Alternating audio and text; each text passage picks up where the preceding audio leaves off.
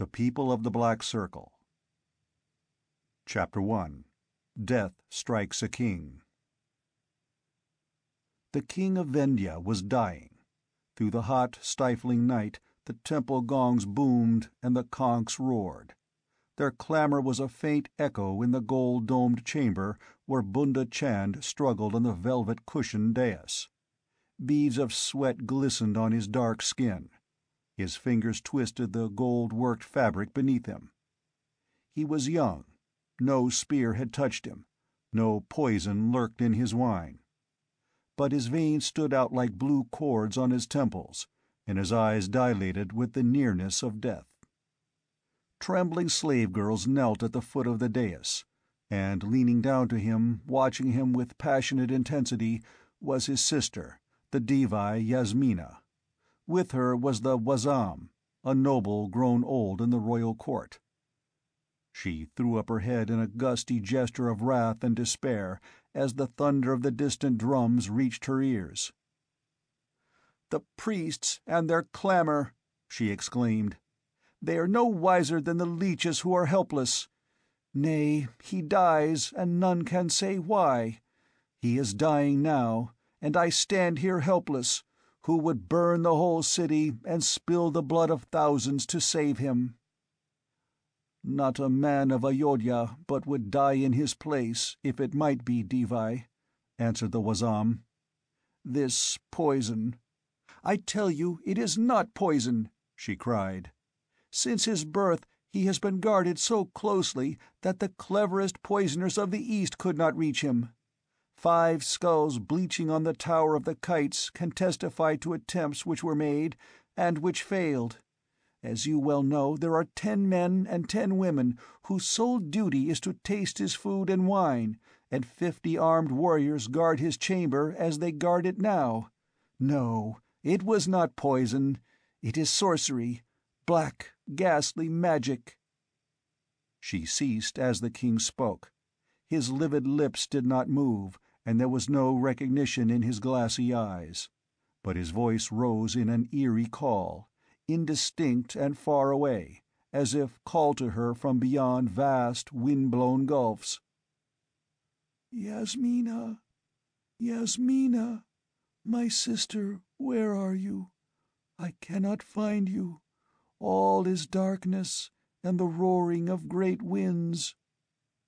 "Brother," cried Yasmina, catching his limp hand in a convulsive grasp, "I am here. Do you not know me?" Her voice died at the utter vacancy of his face. A low, confused moan waned from his mouth. The slave girls at the foot of the dais whimpered with fear, and Yasmina beat her breast in anguish. In another part of the city, a man stood in a latticed balcony overlooking a long street in which torches tossed luridly, smokily revealing upturned, dark faces and the whites of gleaming eyes. A long-drawn wailing rose from the multitude. The man shrugged his broad shoulders and turned back into the arabesque chamber. He was a tall man, compactly built and richly clad. "The king is not yet dead, but the dirge is sounded," he said to another man who sat cross-legged on a mat in a corner. This man was clad in a brown camel-hair robe and sandals, and a green turban was on his head. His expression was tranquil, his gaze impersonal. "The people know he will never see another dawn," this man answered. The first speaker favored him with a long, searching stare. "What I cannot understand," he said, "is why I have had to wait so long for your masters to strike. If they have slain the king now, why could they not have slain him months ago?" "Even the arts you call sorcery are governed by cosmic laws," answered the man in the green turban. "The stars direct these actions, as in other affairs. Not even my masters can alter the stars. Not until the heavens were in the proper order could they perform this necromancy." With a long, stained fingernail, he mapped the constellations on the marble-tiled floor. "The slant of the moon presaged evil for the king of Vendhya. The stars are in turmoil. The serpent in the house of the elephant. During such juxtaposition the invisible guardians are removed from the spirit of Bunda Chand. A path is opened in the unseen realms, and once a point of contact was established, mighty powers were put in play along that path." "Point of contact?" inquired the other.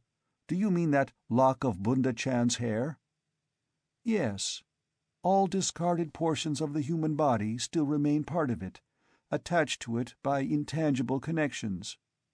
The priests of Ashura have a dim inkling of this truth, and so all nail trimmings, hair, and other waste products of the persons of the royal family are carefully reduced to ashes and the ashes hidden. But at the urgent entreaty of the princes of Kosala, who loved Bunda Chand vainly, he gave her a lock of his long black hair as a token of remembrance. When my masters decided upon his doom, the lock, in its golden, jewel-encrusted case, was stolen from under her pillow while she slept, and another substituted, so like the first that she never knew the difference. Then the genuine lock travelled by camel caravan up the long, long road to Peshkari, thence up the Zyber Pass, until it reached the hands of those for whom it was intended." "Only a lock of hair," murmured the nobleman. "By which a soul is drawn from its body and across gulfs of echoing space," returned the man on the mat. The nobleman studied him curiously. "I do not know if you are a man or a demon, Khemsa," he said at last. "Few of us are what we seem. I, whom the Kshatriyas know as Karam Shah, a prince from Iranistan, am no greater a masquerader than most men. They are all traitors in one way or another, and half of them know not whom they serve. There, at least, I have no doubts, for I serve King Yezdegerd of Turan." "And I the Black Seers of Yimsha," said Khemsa, "and my masters are greater than yours, for they have accomplished by their arts what Yezdegerd could not with 100,000 swords." Outside, the moan of the tortured thousands shuddered up to the stars, which crusted the sweating Vendian night, and the conchs bellowed like oxen in pain. In the gardens of the palace, the torches glinted on polished helmets and curved swords and gold-chased corselets. All the noble-born fighting men of Ayodhya were gathered in the great palace or about it, and at each broad arched gate and door 50 archers stood on guard, with bows in their hands. But death stalked through the royal palace, and none could stay its ghostly tread. On the dais under the golden dome the king cried out again, racked by awful paroxysms. Again his voice came faintly and far away, and again the Devi bent to him, trembling with a fear that was darker than the terror of death. "Yasmina!" Again that far, weirdly dreeing cry, from realms immeasurable. "Aid me! I am far from my mortal house. Wizards have drawn my soul through the wind-blown darkness. They seek to snap the silver cord that binds me to my dying body. They cluster around me. Their hands are taloned. Their eyes are red, like flame burning in darkness. Save me, my sister. Their fingers sear me like fire. They would slay my body and damn my soul. What is this they bring before me? At the terror in his hopeless cry, Yasmina screamed uncontrollably and threw herself bodily upon him in the abandon of her anguish. She was torn by a terrible convulsion. A foam flew from his contorted lips, and his writhing fingers left their marks on the girl's shoulders. But the glassy blankness passed from his eyes like smoke blown from a fire, and he looked up at his sister with recognition. "Brother!" she sobbed. "Brother!" "Swift!" he gasped, and his weakening voice was rational. "I know now what brings me to the pyre. I have been on a far journey, and I understand. I have been ensorcelled by the wizards of the Hymelians. They drew my soul out of my body and far away, into a stone room. There they strove to break the silver cord of life, and thrust my soul into the body of a foul night-weird their sorcery summoned up from hell. Ah, I feel their pull upon me now. Your cry and the grip of your fingers brought me back, but I am going fast. My soul clings to my body, but its hold weakens. Quick, kill me, before they can trap my soul forever." "I cannot," she wailed, smiting her naked breasts. "Swiftly, I command you." There was the old imperious note in his failing whisper. "You have never disobeyed me. Obey my last command. Send my soul clean to Ashura. Haste, lest you damn me to spend eternity as a filthy gaunt of darkness. Strike, I command you, strike!" Sobbing wildly, Yasmina plucked a jeweled dagger from her girdle and plunged it to the hilt in his breast. He stiffened and then went limp, a grim smile curving his dead lips. Yasmina hurled herself face down on the rush-covered floor, beating the reeds with her clenched hands. Outside, the gongs and conchs brayed and thundered, and the priests gashed themselves with copper knives. Chapter 2. A Barbarian from the Hills. Chunder Shan, governor of Peshkari, laid down his golden pen and carefully scanned that which he had written on parchment that bore his official seal. He had ruled Peshkari for so long only because he weighed his every word, spoken or written. Danger breeds caution, and only a wary man lives long in that wild country where the hot Vendian plains meet the crags of the Hymelians. An hour's ride westward or northward, and one crossed the border and was among the hills where men lived by the law of the knife. The governor was alone in his chamber, seated at his ornately carven table of inlaid ebony.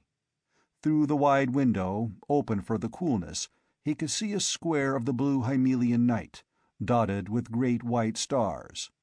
An adjacent parapet was a shadowy line, and further crenelles and embrasures were barely hinted at in the dim starlight. The governor's fortress was strong, and situated outside the walls of the city it guarded. The breeze that stirred the tapestries on the wall brought faint noises from the streets of Peshkari, occasional snatches of wailing song or the thrum of a cithern. The governor read what he had written slowly, with his open hand shading his eyes from the bronze butter lamp, his lips moving.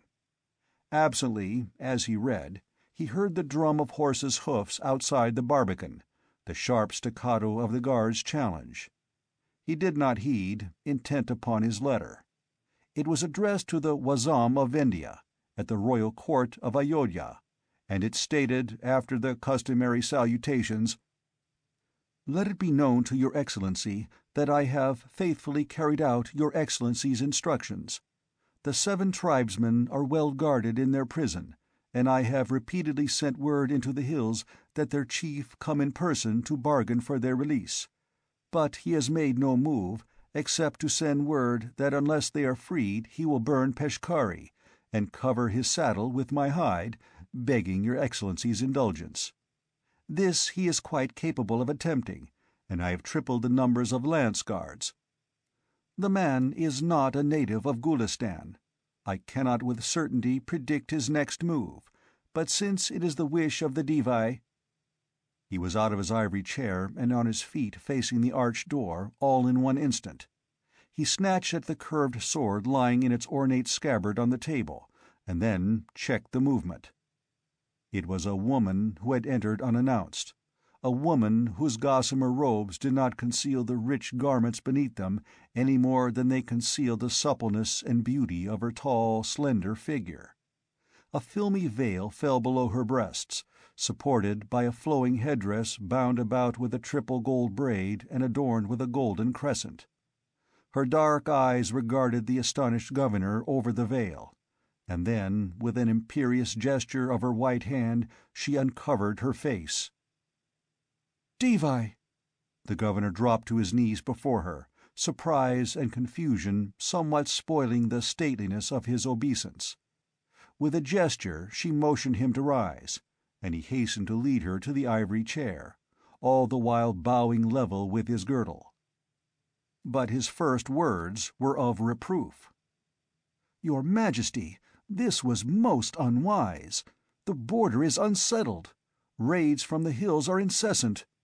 You came with a large attendance?" "An ample retinue followed me to Peshkari," she answered. "I lodged my people there and came on to the fort with my maid Gitara." Chunder Shan groaned in horror. "Devi, you do not understand the peril. An hour's ride from this spot the hills swarm with barbarians who make a profession of murder and rapine. Women have been stolen and men stabbed between the fort and the city. Peshkari is not like your southern provinces." "But I am here and unharmed," she interrupted with a trace of impatience. "I showed my signet ring to the guard at the gate and to the one outside your door, and they admitted me unannounced, not knowing me, but supposing me to be a secret courier from Ayodhya. Let us not now waste time. You have received no word from the chief of the barbarians?" "None save threats and curses, Devi. He is wary and suspicious. He deems it a trap, and perhaps he is not to be blamed.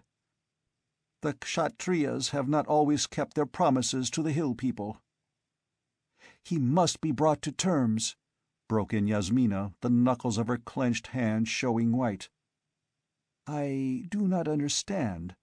The governor shook his head. "When I chanced to capture these 7 hillmen, I reported their capture to the Wazam, as is the custom, and then, before I could hang them, there came an order to hold them and communicate with their chief. This I did, but the man holds aloof, as I have said. These men are of the tribe of the Afghulis, but he is a foreigner from the west, and he is called Conan. I have threatened to hang them tomorrow at dawn if he does not come." "Good," exclaimed the Devi. "You have done well, and I will tell you why I have given these orders. My brother—" She faltered, choking, and the governor bowed his head, with the customary gesture of respect for a departed sovereign. "The king of India was destroyed by magic," she said at last. "I have devoted my life to the destruction of his murderers. As he died, he gave me a clue, and I have followed it. I have read the Book of Skelos and talked with nameless hermits in the caves below Gilai. I learned how and by whom he was destroyed. His enemies were the Black Seers of Mount Yimsha." "Ashura!" whispered Chunder Shan, paling. Her ice knifed through him. "Do you fear them?" "Who does not, Your Majesty?" he replied. "They are black devils, haunting the uninhabited hills beyond the Zybar. But the sages say they seldom interfere in the lives of mortal men." "Why they slew my brother, I do not know," she answered. "But I have sworn on the altar of Ashura to destroy them. And I need the aid of a man beyond the border. A Kshatriya army, unaided, would never reach Yimsha." "Aye," muttered Chunder Shan. "You speak the truth there. It would be fight every step of the way, with hairy hillmen hurling down boulders from every height, and rushing us with their long knives in every valley. The Turanians fought their way through the Hymelians once, but how many returned to Khurasun? Few of those who escaped the swords of the Kshatriyas, after the king, your brother, defeated their host on the Jomda River, ever saw Secunderam again." "And so I must control men across the border," she said, "men who know the way to Mount Yimsha." "But the tribes fear the Black Seers, and shun the unholy mountain," broke in the governor. "Does the chief, Conan, fear them?" she asked. "Well, as to that," muttered the governor, "I doubt if there is anything that devil fears." "So I have been told. Therefore he is the man I must deal with. He wishes the release of his 7 men. Very well. Their ransom shall be the heads of the Black Seers." Her voice thrummed with hate as she uttered the last words, and her hands clenched at her sides. She looked an image of incarnate passion as she stood there with her head thrown high and her bosom heaving. Again the governor knelt, for part of his wisdom was the knowledge that a woman in such an emotional tempest is as perilous as a blind cobra to any about her. "It shall be as you wish, your Majesty." Then, as she presented a calmer aspect, he rose and ventured to drop a word of warning. "I cannot predict what the chief Conan's action will be. The tribesmen are always turbulent, and I have reason to believe that emissaries from the Turanians are stirring them up to raid our borders. As your Majesty knows, the Turanians have established themselves in Secunderam and other northern cities, though the hill tribes remain unconquered.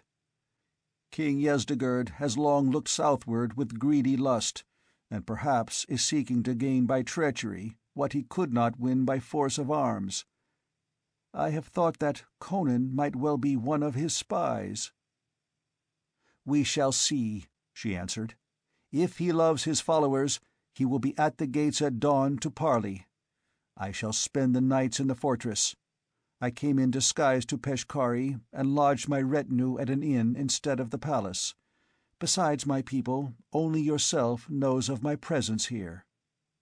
"I shall escort you to your quarters, your Majesty," said the governor, and as they emerged from the doorway he beckoned the warrior on guard there, and the man fell in behind them, spear held at salute.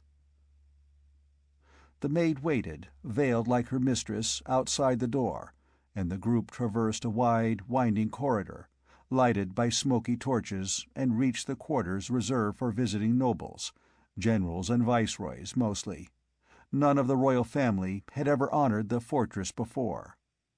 Chunder Shan had a perturbed feeling that the suite was not suitable to such an exalted personage as the Devi, and though she sought to make him feel at ease in her presence, he was glad when she dismissed him and he bowed himself out. All the menials of the fort had been summoned to serve his royal guest, though he did not divulge her identity, and he stationed a squad of spearmen before her doors, among them the warrior who had guarded his own chamber. In his preoccupation, he forgot to replace the man. The governor had not been gone long from her when Yasmina suddenly remembered something else which she had wished to discuss with him, but had forgotten until that moment. It concerned the past actions of one Kerim Shah, a nobleman from Iranistan, who had dwelt for a while in Peshkari before coming on to the court at Ayodhya. A vague suspicion concerning the man had been stirred by a glimpse of him in Peshkari that night. She wondered if he had followed her from Ayodhya. Being a truly remarkable Devi, she did not summon the governor to her again, but hurried out into the corridor alone and hastened toward his chamber. Chunder Shan, entering his chamber, closed the door and went to his table. There he took the letter he had been writing and tore it to bits. Scarcely had he finished when he heard something drop softly onto the parapet adjacent to the window. He looked up to see a figure loom briefly against the stars, and then a man dropped lightly into the room. The light glinted on a long sheen of steel in his hand. "Shh!" he warned. "Don't make a noise, or I'll send the devil a henchman." The governor checked his motion toward the sword on the table. He was within reach of the yard-long Zabar knife that glittered in the intruder's fist, and he knew the desperate quickness of a hillman. The invader was a tall man, at once strong and supple. He dressed like a hillman, but his dark features and blazing blue eyes did not match his garb. Chunder Shan had never seen a man like him. He was not an Easterner, but some barbarian from the West. But his aspect was as untamed and formidable as any of the hairy tribesmen who haunt the hills of Gulistan. "You come like a thief in the night," commented the governor, recovering some of his composure, although he remembered that there was no guard within call. Still, the hillman could not know that. "I climbed a bastion," snarled the intruder. A guard thrust his head over the battlement in time for me to rap it with my knife hilt. "You are Conan?" "Who else? You sent word into the hills that you wish for me to come and parley with you. Well, by Crom, I've come. Keep away from that table, or I'll gut you." "I merely wish to seat myself," answered the governor, carefully sinking into the ivory chair, which he wheeled away from the table. Conan moved restlessly before him, glancing suspiciously at the door, thumbing the razor edge of his 3-foot knife. He did not walk like an Afghuli, and was bluntly direct where the East is subtle. "You have 7 of my men," he said abruptly. "You refused the ransom I offered. What the devil do you want?" "Let us discuss terms," answered Chunder Shan cautiously. "Terms?" There was a timbre of dangerous anger in his voice. "What do you mean? Haven't I offered you gold?" Chunder Shan laughed. "Gold? There is more gold in Peshkari than you ever saw." "You're a liar," retorted Conan. "I have seen the suck of the goldsmiths in Khurasun." "Well, more than an Afghuli ever saw," amended Chunder Shan. "But it is but a drop of all the treasure of Vendhya. Why should we desire gold? It would be more to our advantage to hang these 7 thieves." Conan ripped out a sulphurous oath, and the long blade quivered in his grip as the muscles rose in ridges on his brown arm. "I'll split your head like a ripe melon." A wild blue flame flickered in the hillman's eyes, but Chunder Shan shrugged his shoulders, though keeping an eye on the keen steel. "You can kill me easily, and probably escape over the wall afterward. But that would not save the 7 tribesmen. My men would surely hang them, and these men are headmen among the Afghulis." "I know it," snarled Conan. "The tribe is baying like wolves at my heels because I have not procured their release. Tell me in plain words what you want, because, by Crom, if there's no other way, I'll raise a horde and lead it to the very gates of Peshkari." Looking at the man as he stood squarely, knife in fist and eyes glaring, Chunder Shan did not doubt that he was capable of it. The governor did not believe any hill horde could take Peshkari, but he did not wish a devastated countryside.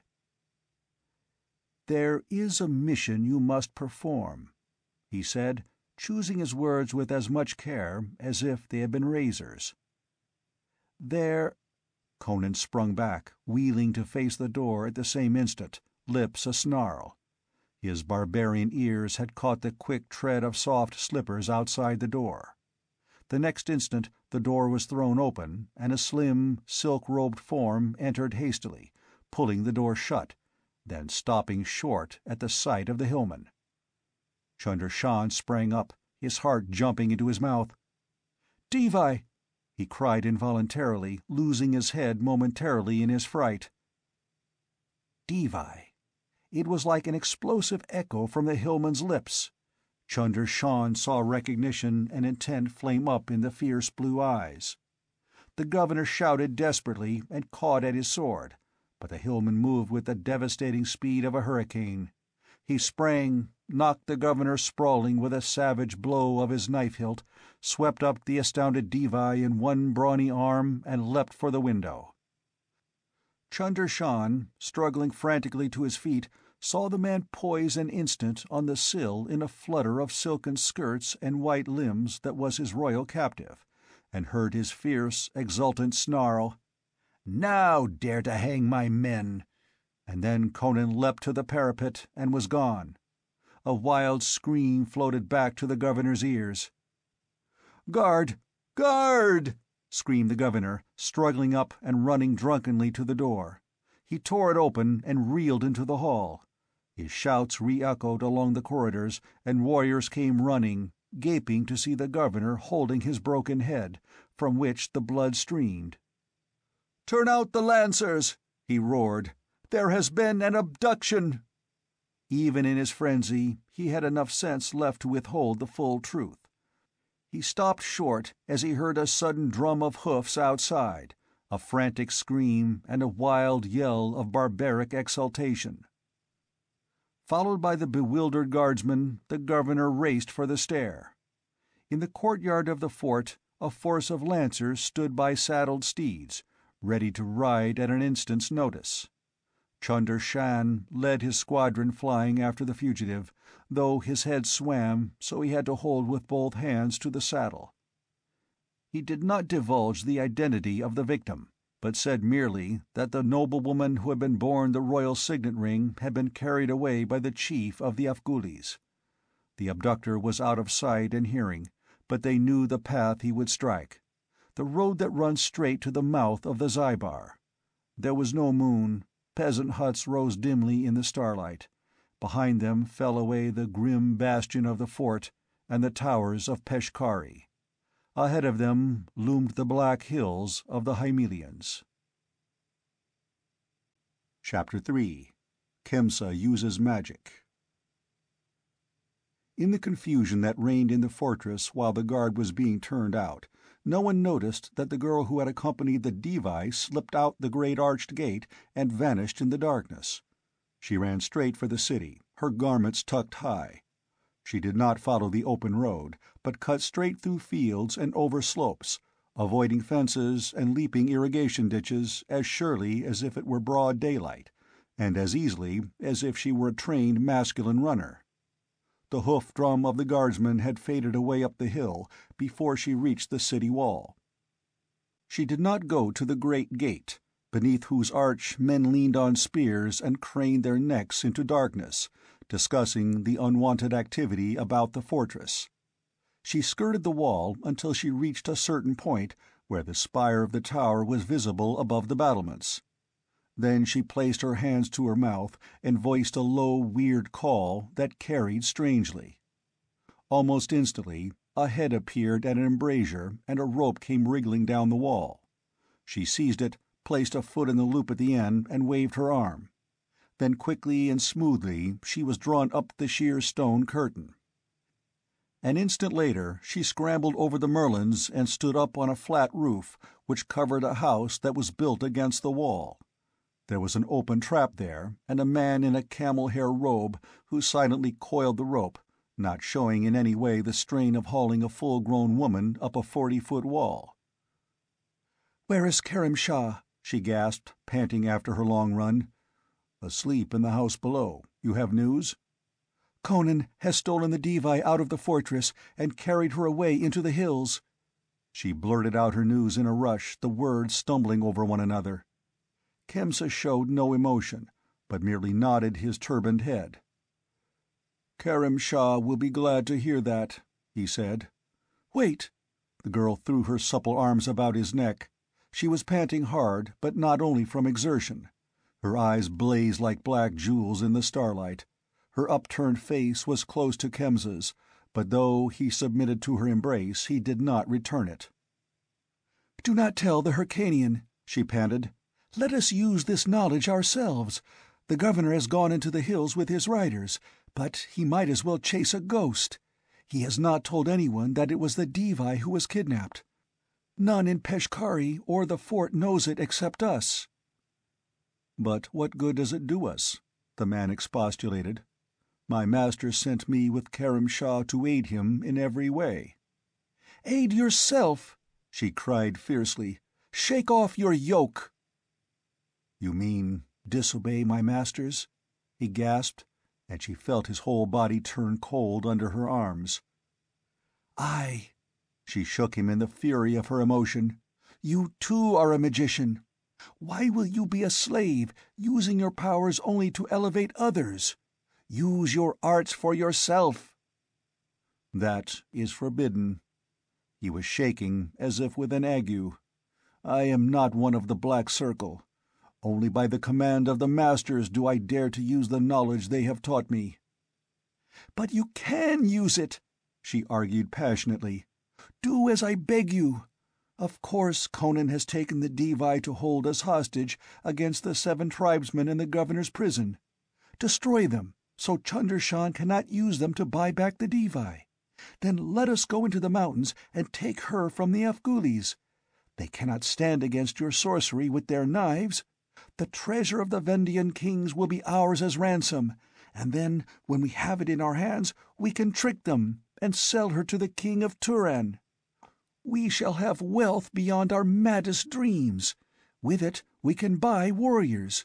We will take Korbul, oust the Turanians from the hills, and send our host southward, become king and queen of an empire." Khemsa too was panting, shaking like a leaf in her grasp. His face showed gray in the starlight, beaded with great drops of perspiration. "I love you!" she cried fiercely, writhing her body against his, almost strangling him in her wild embrace, shaking him in her abandon. "I will make a king of you. For love of you, I betrayed my mistress. For love of me, betray your masters. Why fear the Black Seers? By your love for me, you have broken one of their laws already. Break the rest. You are as strong as they." A man of ice could not have withstood the searing heat of her passion and fury. With an inarticulate cry he crushed her to him, bending her backward and showering gasping kisses on her eyes, face and lips. "I'll do it." His voice was thick with laboring emotions. He staggered like a drunken man. "The arts as they taught me shall work for me, not for my masters. We shall be rulers of the world, of the world. Come then." Twisting lithely out of his embrace, she seized his hand and led him toward the trapdoor. "First, we must make sure that the governor does not exchange those 7 Afghulis for the Devi." He moved like a man in a daze, until they had descended a ladder and she paused in the chamber below.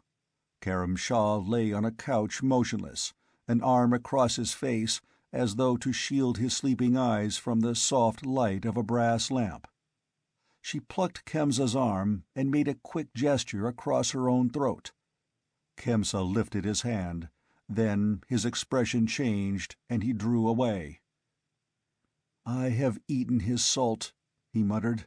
"Besides, he cannot interfere with us." He led the girl through a door that opened on a winding stair. After their soft tread had faded into silence, the man on the couch sat up. Karam Shah wiped the sweat from his face. A knife thrust he did not dread, but he feared Khemsa as a man fears a poisonous reptile.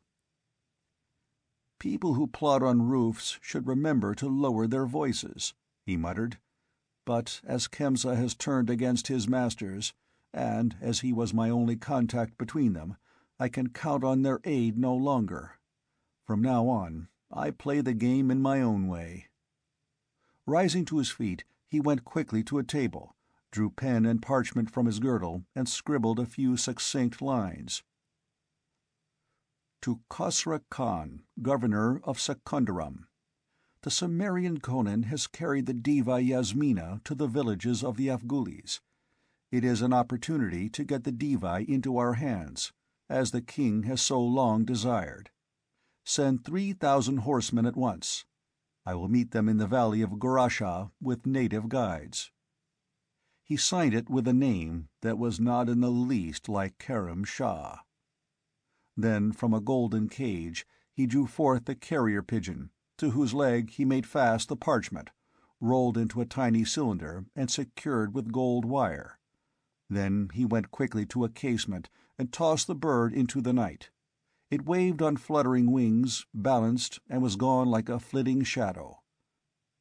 Catching up helmet, sword, and cloak, Karam Shah hurried out of the chamber and down the winding stair. The prison quarters of Peshkari were separated from the rest of the city by a massive wall, in which was set a single iron-bound door under an arch. Over the arch burned a lurid red cresset, and beside the door squatted a warrior with spear and shield.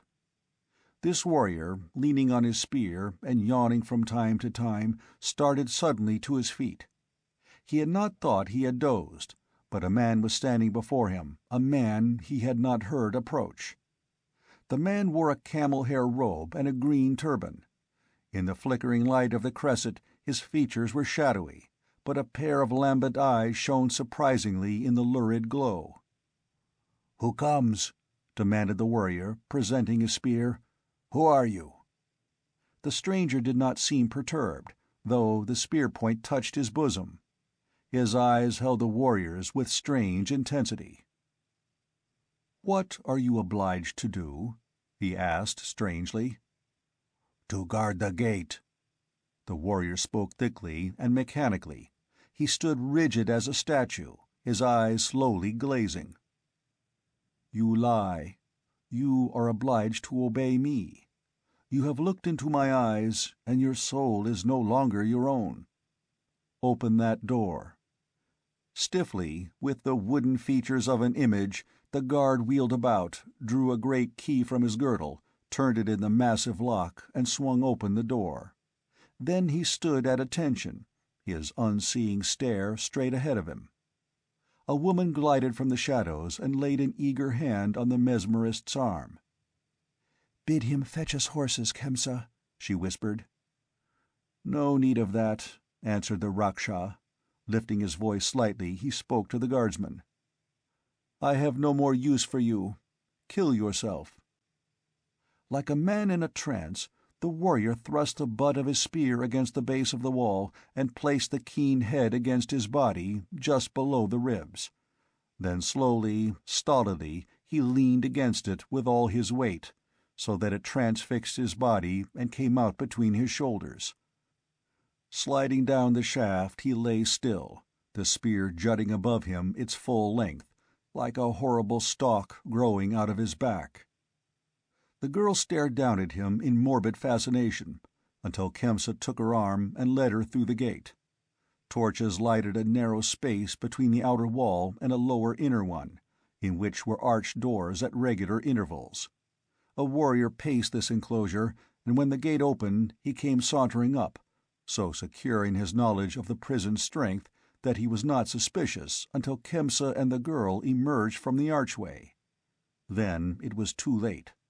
The Raksha did not waste time in hypnotism, though his actions savored of magic to the girl. The guard lowered his spear threateningly, opening his mouth to shout an alarm that would bring spearmen swarming out of the guardrooms at either end of the alleyway.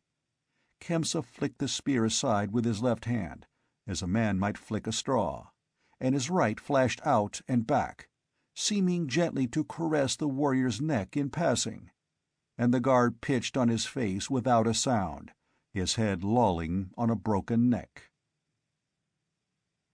Khemsa did not glance at him, but went straight to one of the arched doors and placed his open hand against the heavy bronze lock.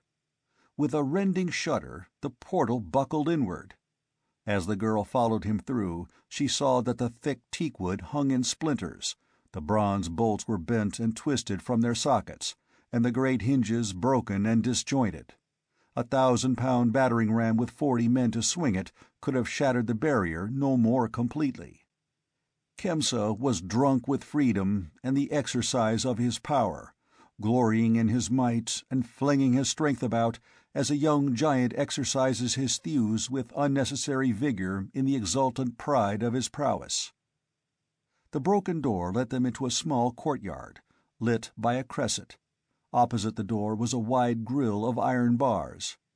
A hairy hand was visible, gripping one of these bars, and in the darkness behind them glimmered the whites of eyes. Khemsa stood silent for a space, gazing into the shadows from which those glimmering eyes gave back his stare with burning intensity. Then his hand went into his robe and came out again, and from his opening fingers a shimmering feather of sparkling dust sifted to the flags. Instantly a flare of green fire lighted the enclosure. In the brief glare the forms of 7 men, standing motionless behind the bars, were limned in vivid detail. Tall, hairy men in ragged hillmen's garments. They did not speak, but in their eyes blazed the fear of death, and their hairy fingers gripped the bars.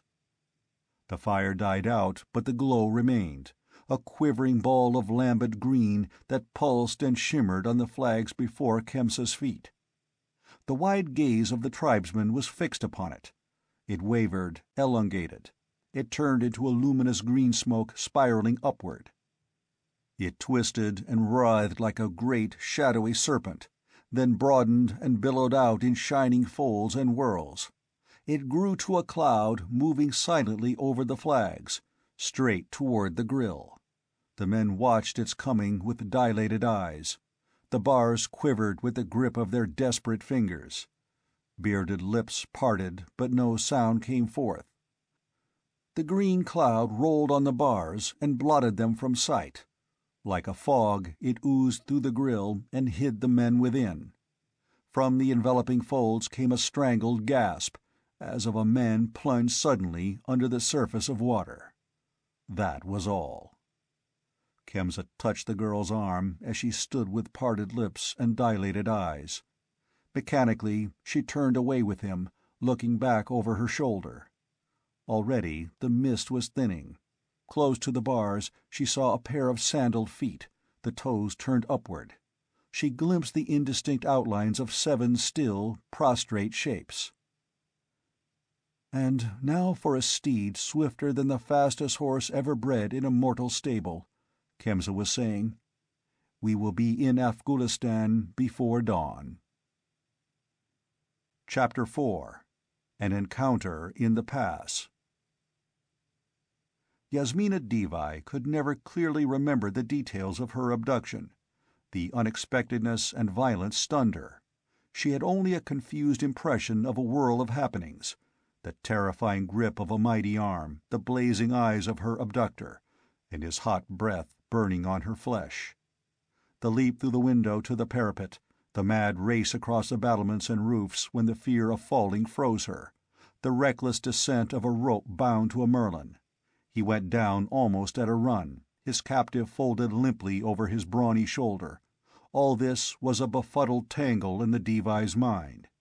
She retained a more vivid memory of him running fleetly into the shadows of the trees, carrying her like a child, and vaulting into the saddle of a fierce Balkanut stallion which reared and snorted. Then there was a sensation of flying, and the racing hoofs were striking sparks of fire from the flinty road as the stallion swept up the slopes. As the girl's mind cleared, her first sensations were furious rage and shame. She was appalled.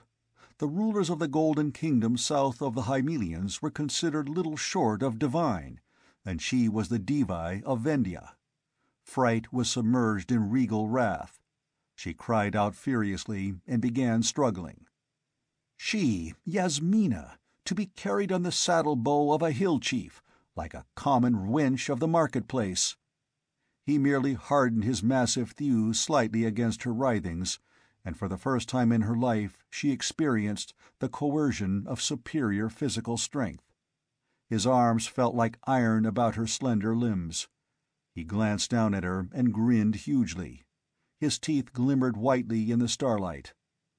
The reins lay loose on the stallion's flowing mane, and every thew and fiber of the great beast strained as he hurtled along the boulder-strewn trail. But Conan sat easily, almost carelessly in the saddle, riding like a centaur. "You hill-bred dog!" she panted, quivering with the impact of shame, anger, and the realization of helplessness. "You dare! You dare! Your life shall pay for this! Where are you taking me?" "To the villages of Afghulistan," he answered, casting a glance over his shoulder. Behind them, beyond the slopes they had traversed, torches were tossing on the walls of the fortress, and he glimpsed a flare of light that meant the great gate had been opened. And he laughed, a deep-throated boom, gusty as the hill wind. "The governor has sent his riders after us," he laughed. "By Crom, we will lead him a merry chase. What do you think, Devi? Will they pay 7 lives for a Kashtriya princess?" "They will send an army to hang you and your spawn of devils," she promised him with conviction. He laughed gustily and shifted her to a more comfortable position in his arms. But she took this as a fresh outrage, and renewed her vain struggle, until she saw that her efforts were only amusing him. Besides, her light silken garments, floating on the wind, were being outrageously disarranged by her struggles. She concluded that a scornful submission was the better part of dignity, and lapsed into a smoldering quiescence.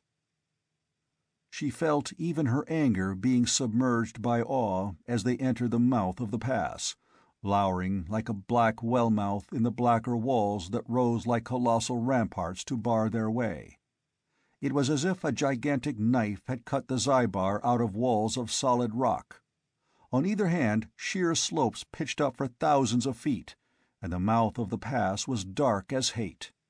Even Conan could not see with any accuracy, but he knew the road, even by night. And knowing that armed men were racing through the starlight after him, he did not check the stallion's speed. The great brute was not yet showing fatigue. He thundered along the road that followed the valley bed, labored up a slope, swept along a low ridge where treacherous shale on either hand lurked for the unwary, and came upon a trail that followed the lap of the left-hand wall. Not even Conan could spy in that darkness an ambush set by Zybar tribesmen. As they swept past the black mouth of a gorge that opened into the pass, a javelin swished through the air and thudded home behind the stallion's straining shoulder. The great beast let out his life in a shuddering sob and stumbled, going headlong in mid-stride. But Conan had recognized the flight and stroke of the javelin, and he acted with spring-steel quickness. As the horse fell, he leapt clear, holding the girl aloft to guard her from striking boulders. He lit on his feet like a cat, thrust her into a cleft of rock, and wheeled toward the outer darkness, drawing his knife. Yasmina, confused by the rapidity of events, not quite sure just what had happened, saw a vague shape rush out of the darkness, bare feet slapping softly on the rock, ragged garments whipping on the wind of his haste. She glimpsed the flicker of steel, heard the lightning crack of stroke, parry and counterstroke, and the crunch of bone as Conan's long knife split the other's skull. Conan sprang back, crouching in the shelter of the rocks. Out in the night men were moving, and a stentorian voice roared, "What, you dogs? Do you flinch? In, curse you, and take them!" Conan started, peering into the darkness, and lifted his voice. "Your Afzal, is it you?" There sounded a startled imprecation, and the voice called warily, "Conan? Is it you, Conan?" "Aye," the Cimmerian laughed. "Come forth, you old war-dog. I've slain one of your men." There was movement among the rocks, a light flared dimly, and then a flame appeared and came bobbing toward him. And as it approached, a fierce bearded countenance grew out of the darkness. The man who carried it held it high, thrust forward, and craned his neck to peer among the boulders it lighted. The other hand gripped a great curved tulwar. Conan stepped forward, sheathing his knife, and the other roared a greeting. "Aye, it is Conan! Come out of your rocks, dogs! It is Conan!" Others pressed into the wavering circle of light, wild, ragged, bearded men with eyes like wolves and long blades in their fists. They did not see Yasmina, for she was hidden by Conan's massive body. But peeping from her covert, she knew icy fear for the first time that night. These men were more like wolves than human beings. "What are you hunting in the Zybar by night, Yar Afzal?" Conan demanded of the burly chief, who grinned like a bearded ghoul. "Who knows what might come up the pass after dark? We Wazulis are nighthawks. But what of you, Conan?" "I have a prisoner," answered the Cimmerian. And moving aside, he disclosed the cowering girl. Reaching a long arm into the crevice, he drew her trembling forth. Her imperious bearing was gone. She stared timidly at the ring of bearded faces that hemmed her in, and was grateful for the strong arm that clasped her possessively. The torch was thrust close to her, and there was a sucking intake of breath about the ring. "She is my captive," Conan warned, glancing pointedly at the feet of the man he had slain, just visible within the ring of light. I was taking her to Afghulistan, but now you have slain my horse, and the Kashtriyas are close behind me." "Come with us to my village," suggested Yar Afzal. "We have horses hidden in the gorge. They can never follow us in the darkness. They are close behind you, you say?" "So close that I hear now the clink of their hoofs on the flint," answered Conan grimly. Instantly there was movement. The torch was dashed out, and the ragged shapes melted like phantoms into the darkness. Conan swept up the diva in his arms, and she did not resist. The rocky ground hurt her slim feet in their soft slippers, and she felt very small and helpless in that brutish, primordial blackness among those colossal nighted crags.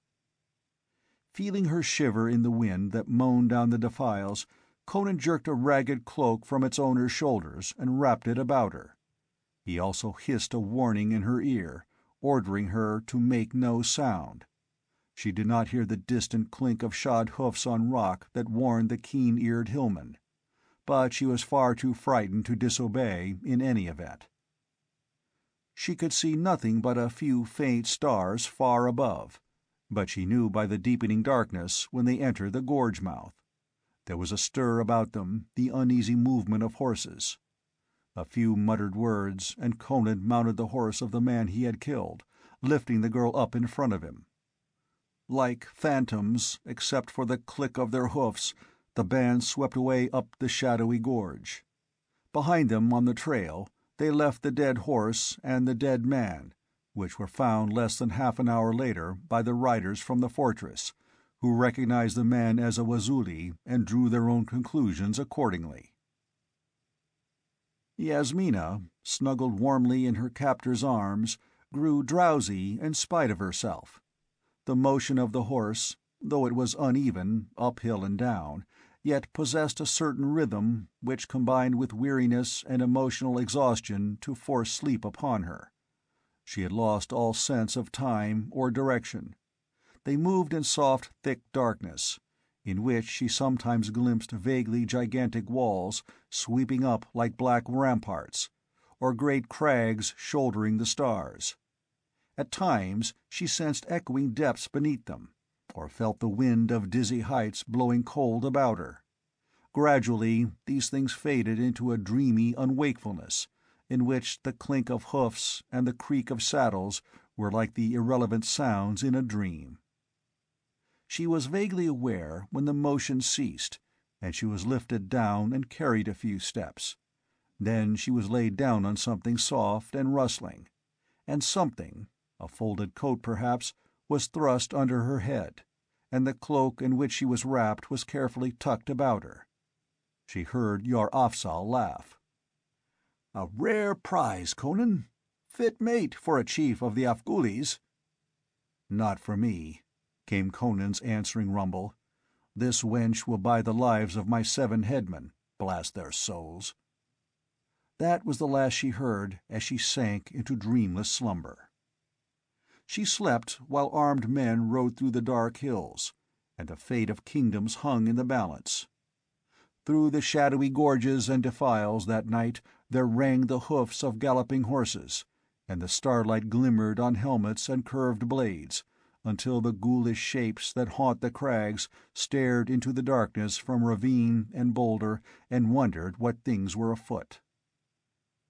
A band of these sat gaunt horses in the black pit-mouth of a gorge as the hurrying hoofs swept past. Their leader, a well-built man in a helmet and gilt-braided cloak, held up his hand warningly until the riders had sped on. Then he laughed softly. "They must have lost the trail, or else they have found that Conan has already reached the Afghuli villages. It will take many riders to smoke out that hive. There will be squadrons riding up the Zybar by dawn." "If there is fighting in the hills, there will be looting," muttered a voice behind him in the dialect of the Araxai. "There will be looting," answered the man with the helmet. "But first it is our business to reach the valley of Gurashah, and await the riders that will be galloping southward from Secunderam before daylight." He lifted his reins and rode out of the defile, his men falling in behind him, 30 ragged phantoms in the starlight. Chapter 5. The Black Stallion. The sun was well up when Yasmina awoke. She did not start and stare blankly, wondering where she was. She awoke with full knowledge of all that had occurred. Her supple limbs were stiff from her long ride, and her firm flesh seemed to feel the contact of the muscular arm that had borne her so far. She was lying on a sheepskin covering a pallet of leaves on a hard-beaten dirt floor. A folded sheepskin coat was under her head, and she was wrapped in a ragged cloak. She was in a large room, the walls of which were crudely but strongly built of uncut rocks, plastered with sun-baked mud. Heavy beams supported a roof of the same kind, in which showed a trapdoor up to which led a ladder. There were no windows in the thick walls, only loopholes. There was one door, a sturdy bronze affair that must have been looted from some Vendian border tower. Opposite it was a wide opening in the wall, with no door, but several strong wooden bars in place. Beyond them Yasmina saw a magnificent black stallion munching on a pile of dried grass. The building was fort, dwelling-place, and stable in one. At the other end of the room a girl in the vest and baggy trousers of a hill-woman squatted beside a small fire, cooking strips of meat on an iron grid laid over blocks of stone. There was a sooty cleft in the wall a few feet from the door, and some of the smoke found its way out there. The rest floated in blue wisps about the room. The hill girl glanced at Yasmina over her shoulder, displaying a bold, handsome face, and then continued her cooking. Voices boomed outside. Then the door was kicked open and Conan strode in. He looked more enormous than ever with the morning sunlight behind him, and Yasmina noted some details that had escaped her the night before. His garments were clean and not ragged. The broad Bicariate girdle which supported his knife in its ornamented scabbard would have matched the robes of a prince, and there was a glint of fine Turanian mail under his shirt. "Your captive is awake, Conan," said the Wazuli girl, and he grunted, strode up to the fire, and swept the strips of mutton off into a stone dish. The squatting girl laughed up at him, with some spicy jest, and he grinned wolfishly, and hooking a toe under her haunches, tumbled her sprawling onto the floor. She seemed to derive considerable amusement from this bit of rough horseplay, but Conan paid no more heed to her. Producing a great hunk of bread from somewhere, with a copper jug of wine, he carried the lot to Yasmina, who had risen from her pallet and was regarding him doubtfully. "Rough fare for a Devi girl, but our best," he grunted. "It will fill your belly at least." He set the platter on the floor, and she was suddenly aware of a ravenous hunger. Making no comment, she seated herself cross-legged on the floor, and taking the dish in her lap, she began to eat, using her fingers, which were all she had in the way of table utensils. After all, adaptability is one of the tests of true aristocracy. Conan stood looking down at her, his thumbs hooked in his girdle. He never sat cross-legged, after the Eastern fashion. "Where am I?" she asked abruptly. "In the hut of Yar Afzal, the chief of the Kurum Wazulis," he answered. "Afghulistan lies a good many miles farther on to the west. We'll hide here a while. The Kshatriyas are beating up the hills for you. Several of their squads have been cut up by the tribes already." "What are you going to do?" she asked. "Keep you until Chunder Shan is willing to trade back my 7 cow thieves," he grunted. "Women of the Wazulis are crushing ink out of shoki leaves, and after a while you can write a letter to the governor." A touch of her old imperious wrath shook her as she thought how maddeningly her plans had gone awry, leaving her captive of the very man she had plotted to get into her power. She flung down the dish with the remnants of her meal and sprang to her feet, tense with anger. "I will not write a letter. If you do not take me back, they will hang your 7 men, and 1,000 more besides." The Wazuli girl laughed mockingly. Conan scowled, and then the door opened and Yar Afzal came swaggering in.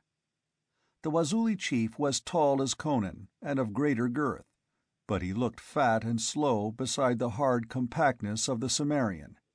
He plucked his red-stained beard and stared meaningly at the Wazuli girl, and that wench rose and scurried out without delay. Then Yar Afzal turned to his guest. "The damnable people murmur, Conan," quoth he. "They wish me to murder you and take the girl to hold for ransom. They say that anyone can tell by her garments that she is a noble lady. They say, why should the Afghuli dogs profit by her when it is the people who take the risk of guarding her?"